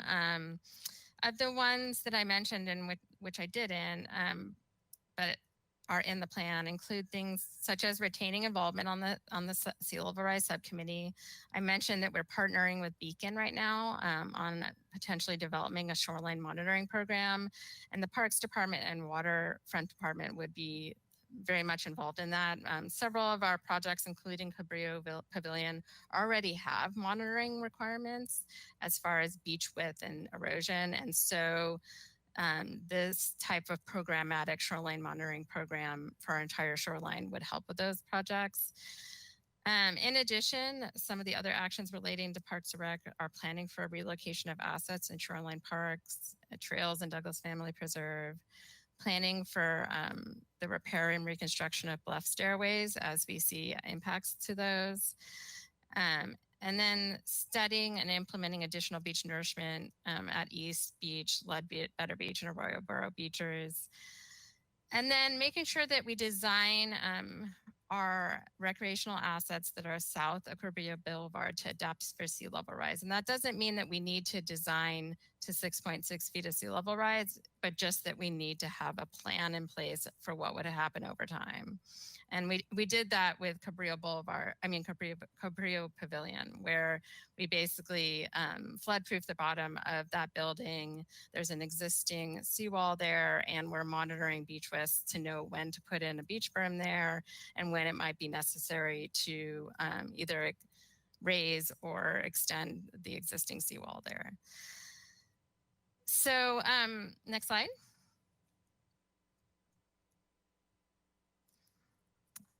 So I just wanted to let you know about our webpage, which is www.santabarbaraca.gov/SLR. And on that webpage are all our documents. You can sign up for notifications, including we have a public webinar tomorrow at 3:30 where the public can ask questions about the plan, and we'll have a presentation on the plan.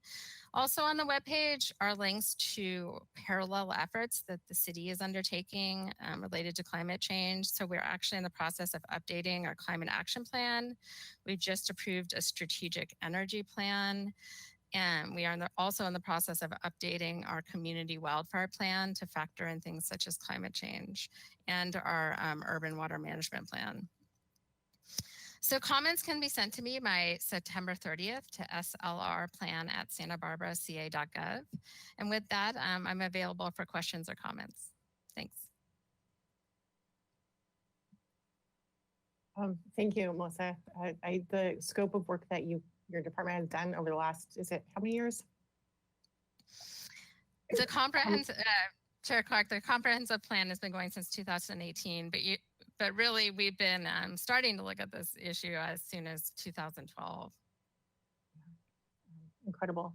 And I know Commissioner Longstreet has been involved in the sea level rise subcommittee. And maybe would you like to start with your comments? Yes, thank you, Ms. Hetrick. This was an overwhelming committee to serve on. The information here can be just completely overwhelming. What the thought of making a decision about Stearns Wharf, I think, brings most of us up short when we look at what the impacts of sea level rise can be. And I think all of us want answers. We want to be able to do something and fix it with a Band-Aid, which obviously we can't. So over the time we spent on this, and I learned so much, the bottom line is so much of it is just watching and being ready to act at the appropriate time, and for the city to be ready to have the plans and to look at the technology and what's happening in the moment. So this isn't a plan that'll sit on the shelf. It's a plan that has to be revisited regularly, and actions taken that are that meet the needs at the time. And we can't look into the future about how soon or how far that's going to be, or what someone will have developed, or whatever happens. But I think we only have to look to cities like Charleston and what's happening in the Gulf right now to know that this is our future. We are not going to escape this in some magic way. And there is no simple way out of it. So it appears overwhelming, but it's an ongoing fact of life right now.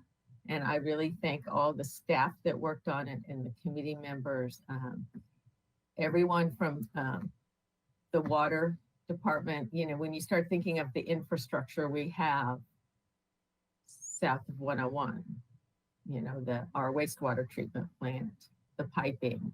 I mean, those are the things that really, that I learned about closing a system of wastewater that basically takes care of the whole city and runs under Cabrillo Boulevard or the beach. So I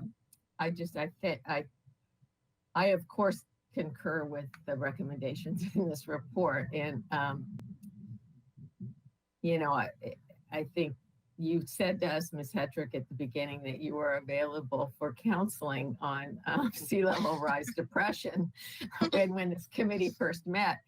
And it seemed amusing at the time, but I think through the whole process, we all came to this reality. And those of us that are looking ahead with children and grandchildren and what world we're leaving them, and what it's going to look like. This brings us into reality about it. So thank you very much for the presentation. Add that to COVID, right? Right.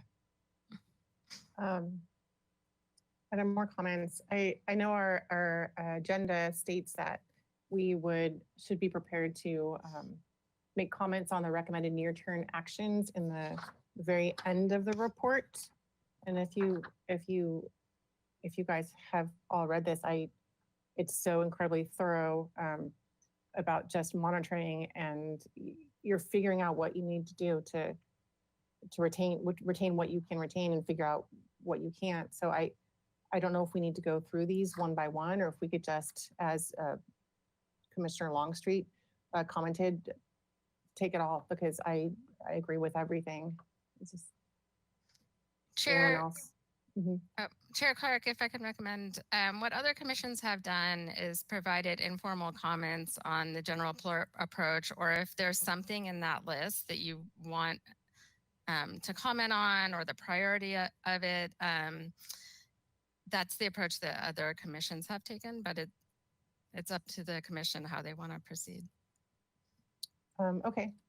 And I'll start by making one small comment about something you said when we were talking about preserving along Cabrillo Boulevard, how some people recommend maintaining a strip for recreational purposes so that we don't lose everything right up to the freeway and end up being like Malibu. I completely agree with that. That's one thing that comes to mind.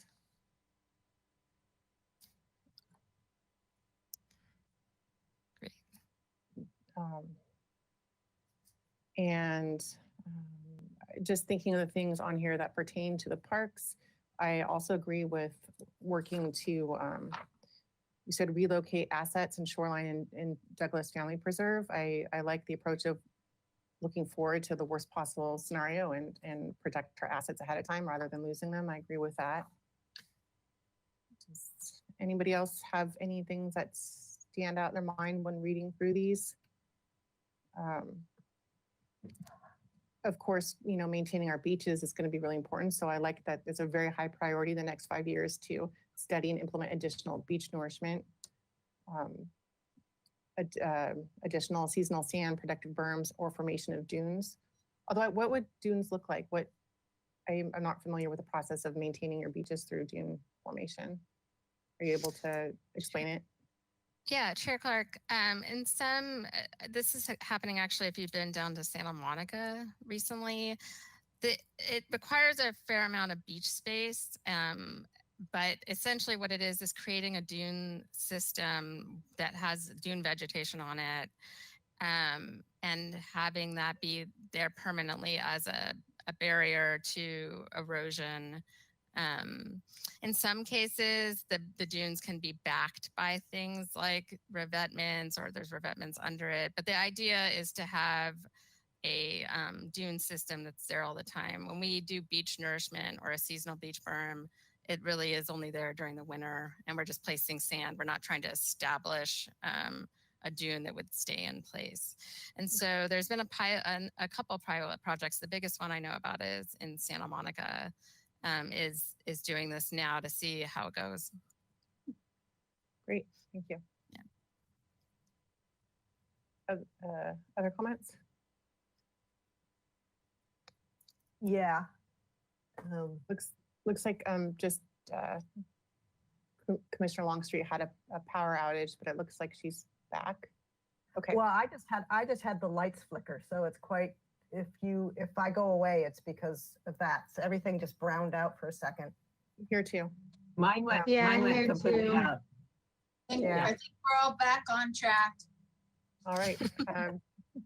Vice Chair McGill, were you about to make a comment? Yeah, I read this. Oh, now I'm part of it. Okay. Am I okay? Yes. Okay. Yeah, I read this with great fascination, really. I have a extensive experience from a management decision-making point of view with risk analysis, major accident hazard analysis, and uncertainty. So it was kind of taking me back to old home. Though my risk was always things that go bang in the night. And I think it's really important to bear in mind, which I think you have done, the huge range of uncertainty here, and that also that the state mandated curve is, from the world I come from, very high risk. I mean, that's a 0.5% chance. So I think you've taken that in mind because you've taken kind of a balanced approach to saying the sky is not falling tomorrow, but we have some very clear things that are happening that we need to monitor and manage. So that being said, when I looked at the to-dos, and I'm sure you've talked about this, but so I want to congratulate you on actually putting together a comprehensive report on what is an extremely difficult concept to explain to people, which is risk analysis and uncertainty ranges. But when I looked at the to-dos, I found them, I mean, the word overwhelming has come up, and overwhelming to-do lists can be scary because they can be really hard to focus on what is truly, truly critical. And then also can be hard to accept that what is emotionally difficult is still a reality. And where I'm going with that is that a 0.5% chance of a 2.5%, 2.5 foot sea level rise is a hell of a lot more worrying and needs and higher priority, say, in the wastewater treatment world, in my opinion, because that's the whole community's ability to function as a community, versus 2.5, a 0.5% probability of 2.5 feet for beach access, which is very near and dear to our heart, but may not warrant the same level of attention as a sewage treatment plant. So it's a subtle nuance on how you manage risk and prioritization. And I think you guys are on the right track. My concern is that there's too many to-dos lumped in the same bucket. Vice Chair McGill, that's a really good comment. And something that I would note that maybe is a little reassuring and that maybe should be emphasized more in the report is a number of the near-term actions are actually projects that have been on the books for a while. So we've needed to upgrade Laguna Tidegate for years. We upgrade our breakwater every 30 years. So raising it or putting an additional cap might sound really overwhelming, but we already do work to that breakwater every 30 years. Additionally, like raising the piles in the marina, we renovate those marinas regularly anyway. So I think something that might help with the plan is to point that out more. We're mitigating risk now, as you're saying, with many of these near-term actions. We're mitigating existing risk. It's just that it's going to become worse in the next 10 years. And I think it's a really good comment that having a smaller list of really, really important actions would be useful. So thanks for that comment. Yeah, particularly since people tend to look at the number and treat it as an absolute, as opposed to really understanding that range of uncertainty, which is huge. And even your low probability or your high probability curve is actually not, it's less than 20%. which is not something I would accept in the major accident hazard world, but it's not like it's going to happen tomorrow. I guess the other question I had, and it's really what made me start thinking about it, is that there's no free lunch when it comes to groins and revetments, and there's knock-on effects to everything. And we talk about the beacon and the shoreline monitoring. How much of that is actually city specific, and how much of that is regional, countywide? Because it's really, the whole impact is much bigger than our little piece of the coastal pie. Vice Chair McGill, that's a really good question. So I actually just gave this presentation at Beacon on Friday. And right now, Beacon does do beach transect monitoring. There's only a few transects within the city, but and they do it for the purposes of sediment management, which is their core mission. But they are moving into this sea level rise adaptation world, wanting to become much more involved, wanting to become the regional agency that is basically the hub of this. And so with the shoreline monitoring program, what we're applying for right now for grants is for Santa Barbara to essentially be a pilot of the shoreline monitoring program that would eventually get implemented at a regional scale by Beacon. And that's just how we're scoping it now. We are definitely ahead of several other regional jurisdictions as far as implementation, but they're not far behind us, and there's a lot of interest at Beacon. Another item that got brought up at Beacon that I think is really important moving forward is having regional, for lack of a better word, guiding principles for how we're adapting in the future. Because as you note, Goleta putting in a groin would affect our sand here and vice versa. And there's a lot that we can do to help each other with regard to planning for sea level rise, and there's a lot that we can unintentionally do to hurt each other. So I think use of a regional entity such as Beacon or some other regional entity to be the kind of sounding board for these different projects and to have a set of guiding principles that all the agencies agree to could be a really good tool moving forward. To say nothing of shared funding and resources, since none of this is going to come cheap for anybody. Right. Well, where does the California Coastal Commission fit into this? Like, say Goleta wanted to put in a berm or something that would affect our shoreline. Doesn't the CCC oversee what we can do on our coastline? Wouldn't they have some input? And yes, so Chair Clark, there is always the Coastal Act, and we implement the Coastal Act too, which does put strict limits on the use of groins and revetments and other shoreline protection devices that can impact down coast sand uses. That said, they are allowed for certain uses, and even though you can kind of backfill groins when you install them to try to avoid down coast impacts, there sometimes can be impacts. And so it is possible to get a permit if there's potential impacts. You'd have to mitigate them. It gets very complicated.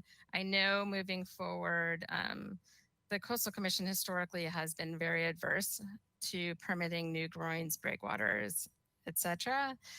I will tell you that one of their few comments on this plan was that we should be more open to groins moving forward, which was a surprise to me. I'm not going to lie, but I think they are very concerned about beach loss and loss of beach access. And so if there was a way that they could be designed moving forward not to have down coast impacts, then they would potentially be in support of those things. But yes, they are the permitting agency that would permit anything offshore for all the jurisdictions. any more comments, questions, concerns? No. I would like to personally thank, I'll move to Ms. Zachary, but Chair Longstreet has put in, Commissioner Longstreet has put in countless hours on this subcommittee. So I'd like to extend a heartfelt thanks that she did that for everybody. It was, yes, it was very interesting. And I really appreciated the input from the other departments. It was a good committee, and some of the issues that Commissioner McGill brought up yeah, we struggled with, the regional aspects of it. I know staff is working hard because we need to be in this together. We can't all afford to do these studies when they could be regionalized and be more efficient for everyone. So there's got to be an element of teamwork. What works in Santa Barbara or in our area of the coast might not be what works down in Newport Beach. So the Coastal Commission has to take a local bent on these things too. So there was a lot of work, a lot of give and take, and a lot of expert information. So I really appreciated it. Thank you. Yeah, I would just echo the appreciation as well. This is the second time I've heard this presentation in 2 weeks in a row, and I'm still kind of blown away by the amount of information that's in there. And I just think it's a lot of good work that was done. And it's important information for the community to have and to know about our coastal region and the environmental impacts. So I just thank you for all the hard and long work that you've done. It's really well done. Thanks. Ms. Zachary? Chair Clark and commissioners, I was actually going to suggest we were having technical difficulties, but it looks like both Daisy and Rose have figured it out. So we're back on track. I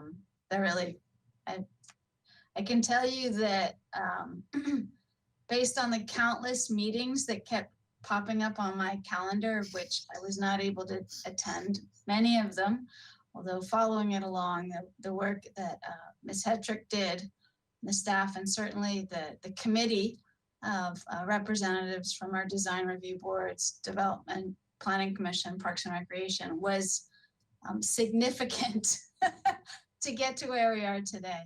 And the challenge moving forward is there's some decisions to be made to see how we maintain what elements of Santa Barbara that are important to us as sea level rises. Great, thank you. Thank you, Ms. Hetrick. That was very informative. Yes, thanks for your comments. And I also wanted to thank Commissioner Longstreet for her continued participation in the committee. Great, thank you. And with that brings us to our final agenda item, which will be the Ortega Park Master Plan, and this is for action. Welcome, Mr. Van Mullen. Thank you. Can you hear me okay? Yes. Excellent. So, Chair Clark, members of the commission, my name is Justin Van Mullen. I'm a project planner here at the Parks and Recreation Department, and we're here to talk about the Ortega Park Master Plan. Next slide, please.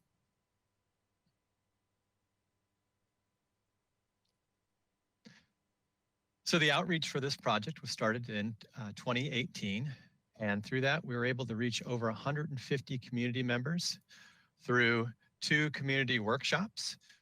That was where we were able to give participants the ability to vote on the amenities they most wanted to see in the park. And then we followed up with 2 on-site meetings with the progress that we made with those designs. We also had several stakeholder meetings with groups like the skate community and youth baseball. And then we did an online survey that captured another 400 participants where they got to vote on their amenities. And of course, we had several public hearings, including 3 Architectural Board of Reviews. And we had 3 Parks and Recreation Commission meetings, a Neighborhood Advisory Commission, and a City Council meeting on the master plan. Next slide, please.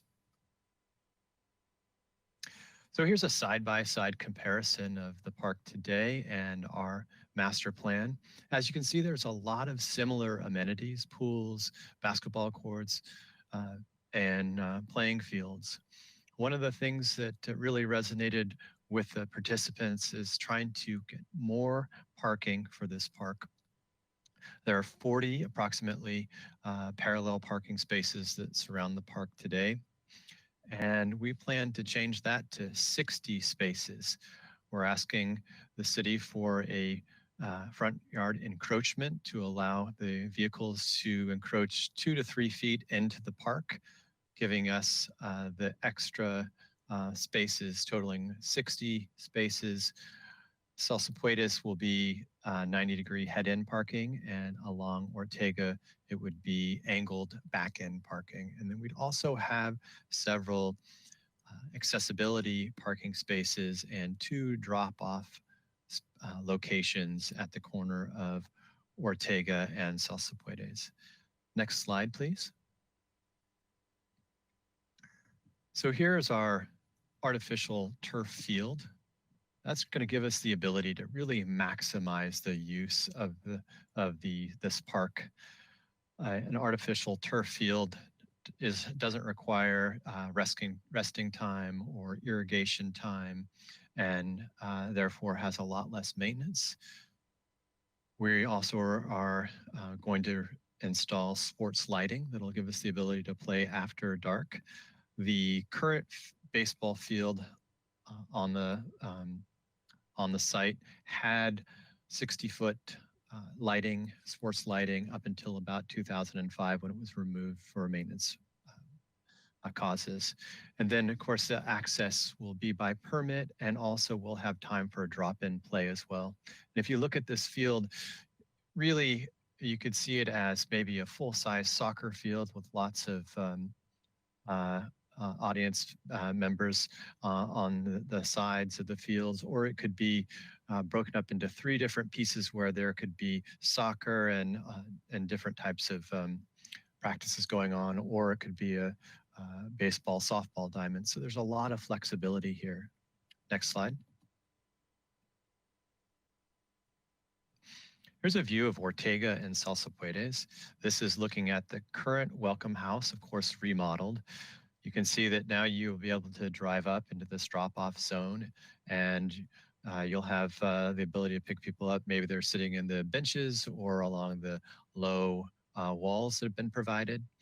And then this building will now be repurposed for kind of the major hub of the aquatics facility. Think of it as coming in, maybe you would check in, see on different first aid or learn to swim programs. And then there's also a small community meeting room that could be used for the first aid programs or maybe even a birthday party.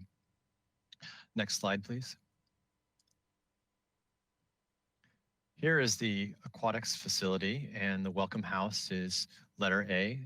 And then as you walk through, you can see the letter B, the non-competitive lap pool. This will be a facility that'll be open all year round with warmer water.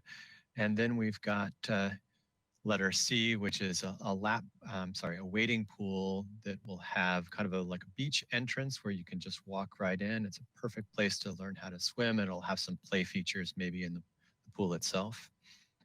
And then of course, the pool slide is letter D, and that is going to be quite a draw to this facility. And then outside the facility, the gated area, there will also be a splash pad. You can see that as in letter E. And I'll talk more about that in a later slide, as I will about the restroom and shower facility, which is located at letter F.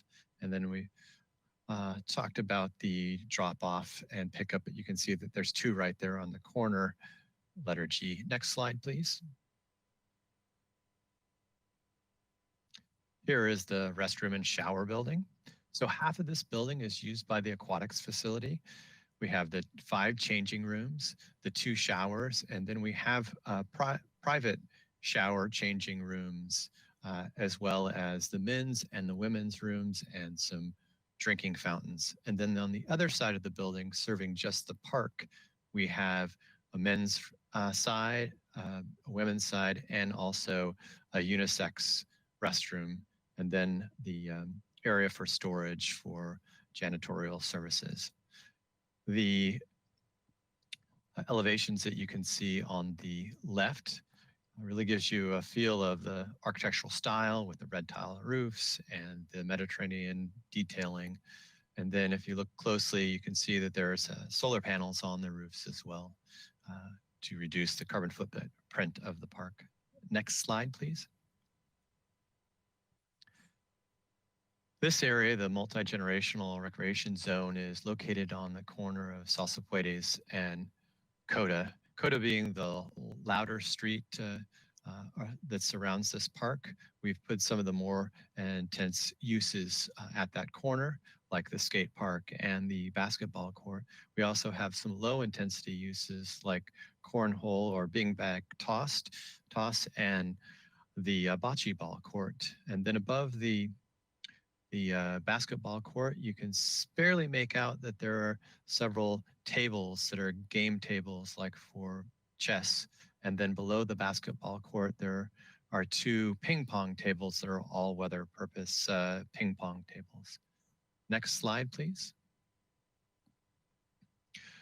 So we've really spent a lot of time honing the design of the skate park. So I wanted to show you some of these perspectives that were developed. Now this was done with a professional skate park architect and also with a lot of influence from our local skate community. Next slide, please.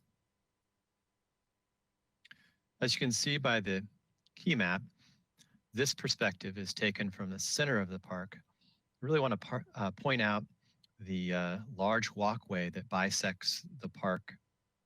On the left-hand side of this perspective would be the playing field, and then you can see there's natural grass on the right-hand side, and then under the shade sails would be a picnic area, and then just to the right of that, you can barely make out the small child in the yellow shirt. That's right where the splash pad would be. Next slide, please. So here is a plan view of kind of where that perspective was taken. And you can see the playground, which is letter H, with all the colorful rubber and the climbing structures. That would not only be for ages 2 to 5, but also for ages 5 to 12. And then we have the splash pad, which is right next to the playground. And think of this as on the warmer months of the year, it would have a concrete surface with several jets that would pop up at different times. The kids would run around and play at that area.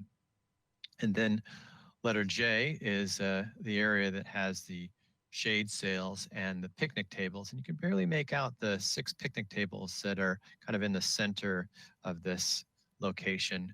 And then the public artwork, which could be permanent or revolving, letter K, and there's a couple different locations that could be a possibility.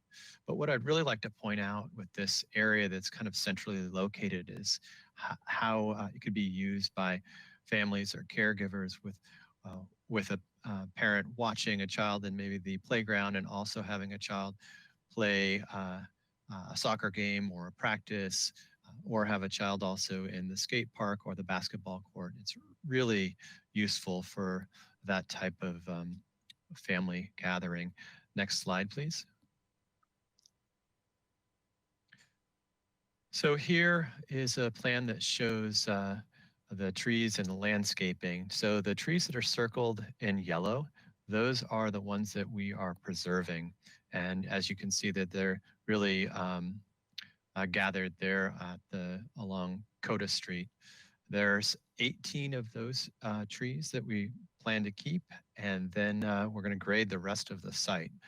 We're removing, as part of that, 40 existing trees. That was approved by STAC in 2019, just about a year ago. And we'll be replanting 108 trees and palms for a total of 126 trees. On the right-hand side, it gives you an idea of the plant palette, which is within keeping with the Santa Barbara style and also drought tolerant and lower maintenance. Next slide, please. Here is Salsa Puedes view. It's about mid-block, and it's going to be the main entrance. I want you to notice how wide and welcoming the pathway is, where you can walk side by side with a person and not have to jog single file. So it really gives you that connection to the neighborhood and an entry point to all these passive and active recreation opportunities that lie within the park.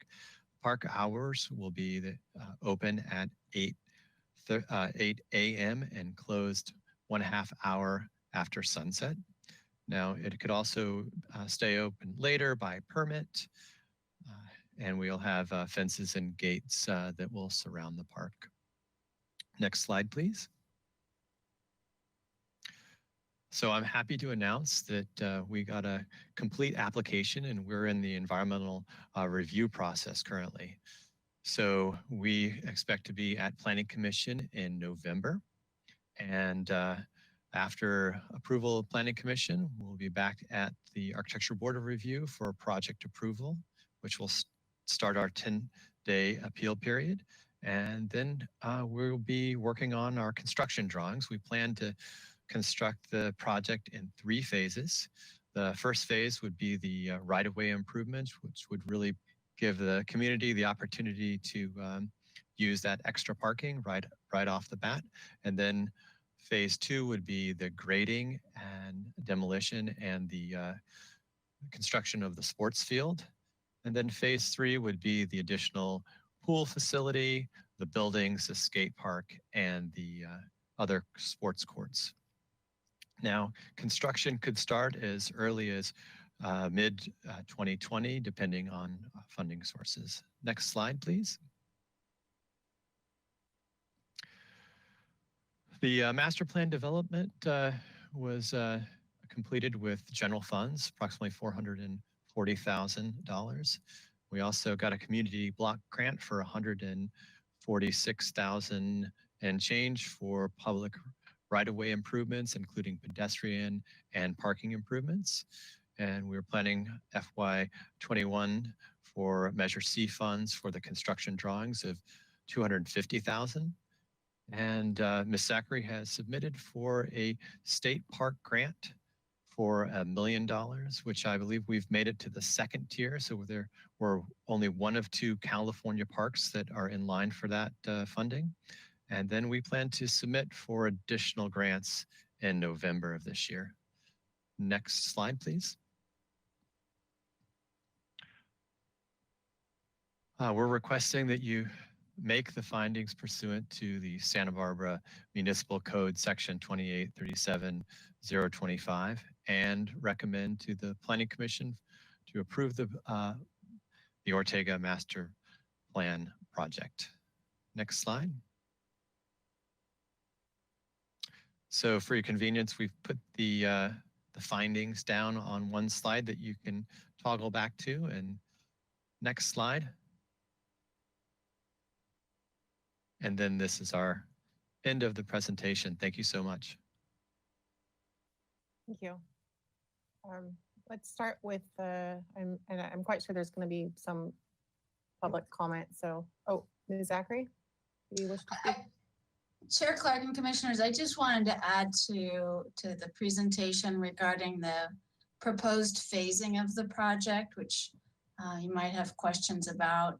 Essentially, it's really in recognition that it could take some time to raise all of the funds to be successful for this project, and that by phasing it, we can actually get it going and be ready to provide the field access first, since that's something that's of high priority to the community, and then phase in the other elements as we secure funds. Now, in a perfect world, we'd have all the funds going forward, and until we know that, I think we can advance the project over a period of years.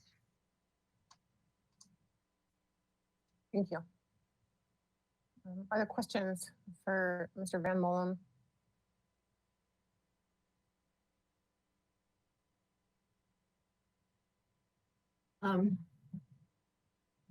Will the skate park be able to be secured if necessary?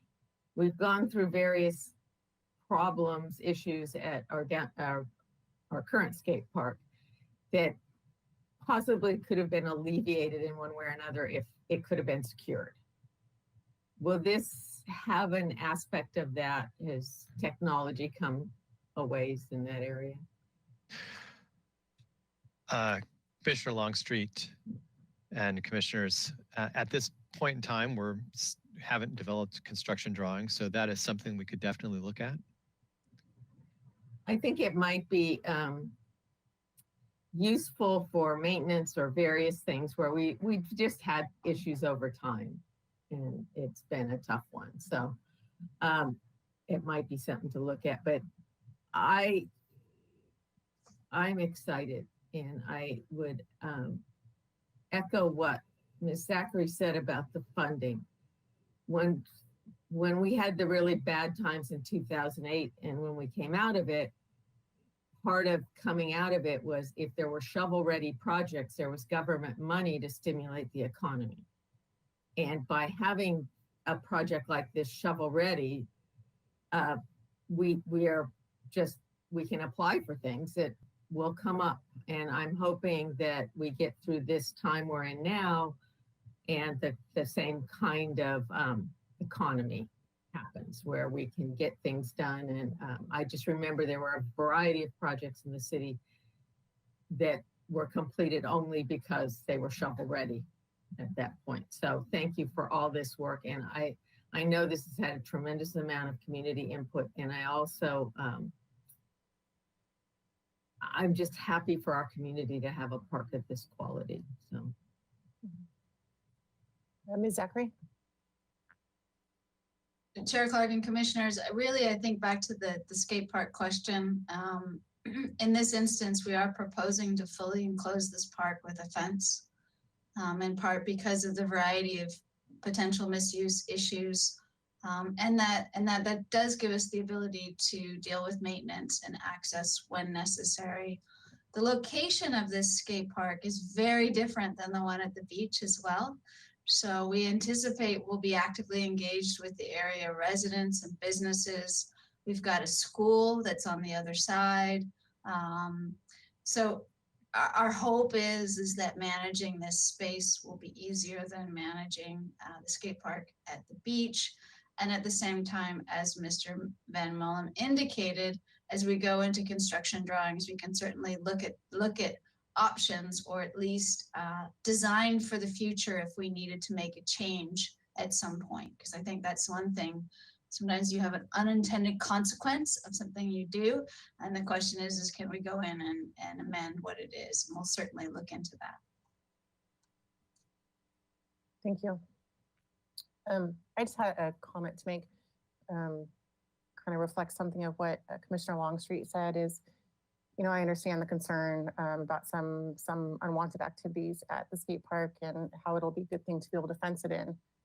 Because I have seen some things, illicit activities downtown skate park that I don't like, but I also at the same time have been struck by how important our downtown skate park has been to some of these kids over the last couple months.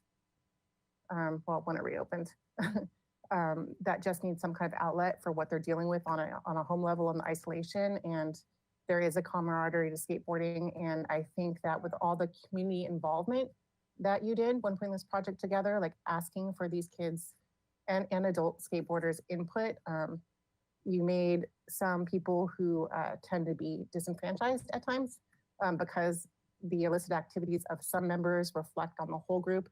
I think you really did our community a good thing by all the involvement. I was really impressed by the meetings you had and the input you saw in the workshops. I just think that's exactly the right way to design any kind of park. And I'm really grateful that you did that. So thank you.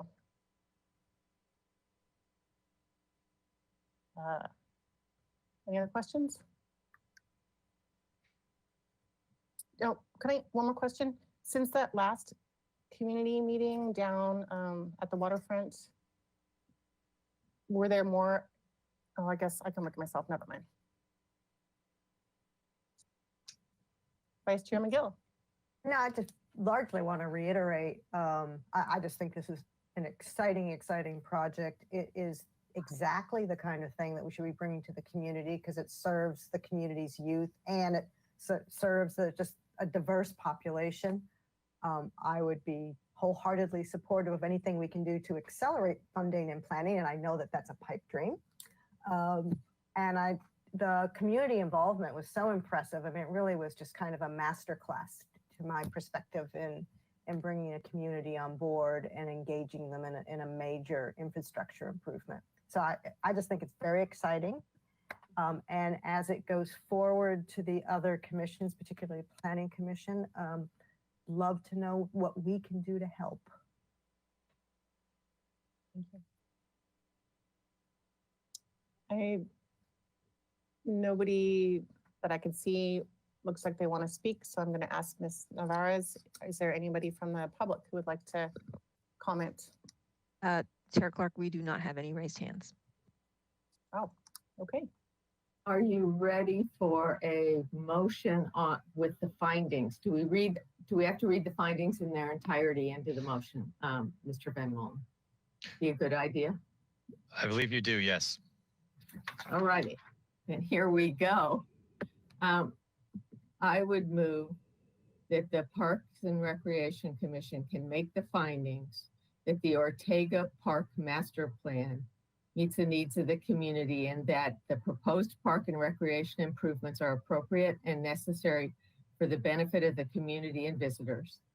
That the proposed park and recreation facilities include synthetic turf sports field, pool, skate park, multi-generational activity zone, playground, family and community gathering area, lighting, restroom, parking, and associated landscaping will be compatible with the character of the neighborhood.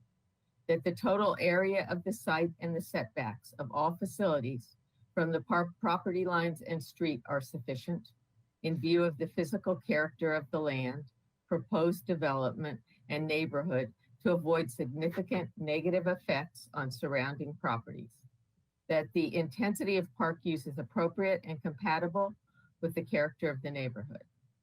That the proposed park and recreation facilities are compatible with the scenic character of the city, and that the proposed structures or buildings are compatible with the neighborhood in terms of size, bulk, and scale or location, and that we recommend that the Planning Commission approve the Ortega Master Plan project. Okay. Thank you very much. I will second. Oh, gosh, I wanted to. Oh, well. Everybody first. seconds.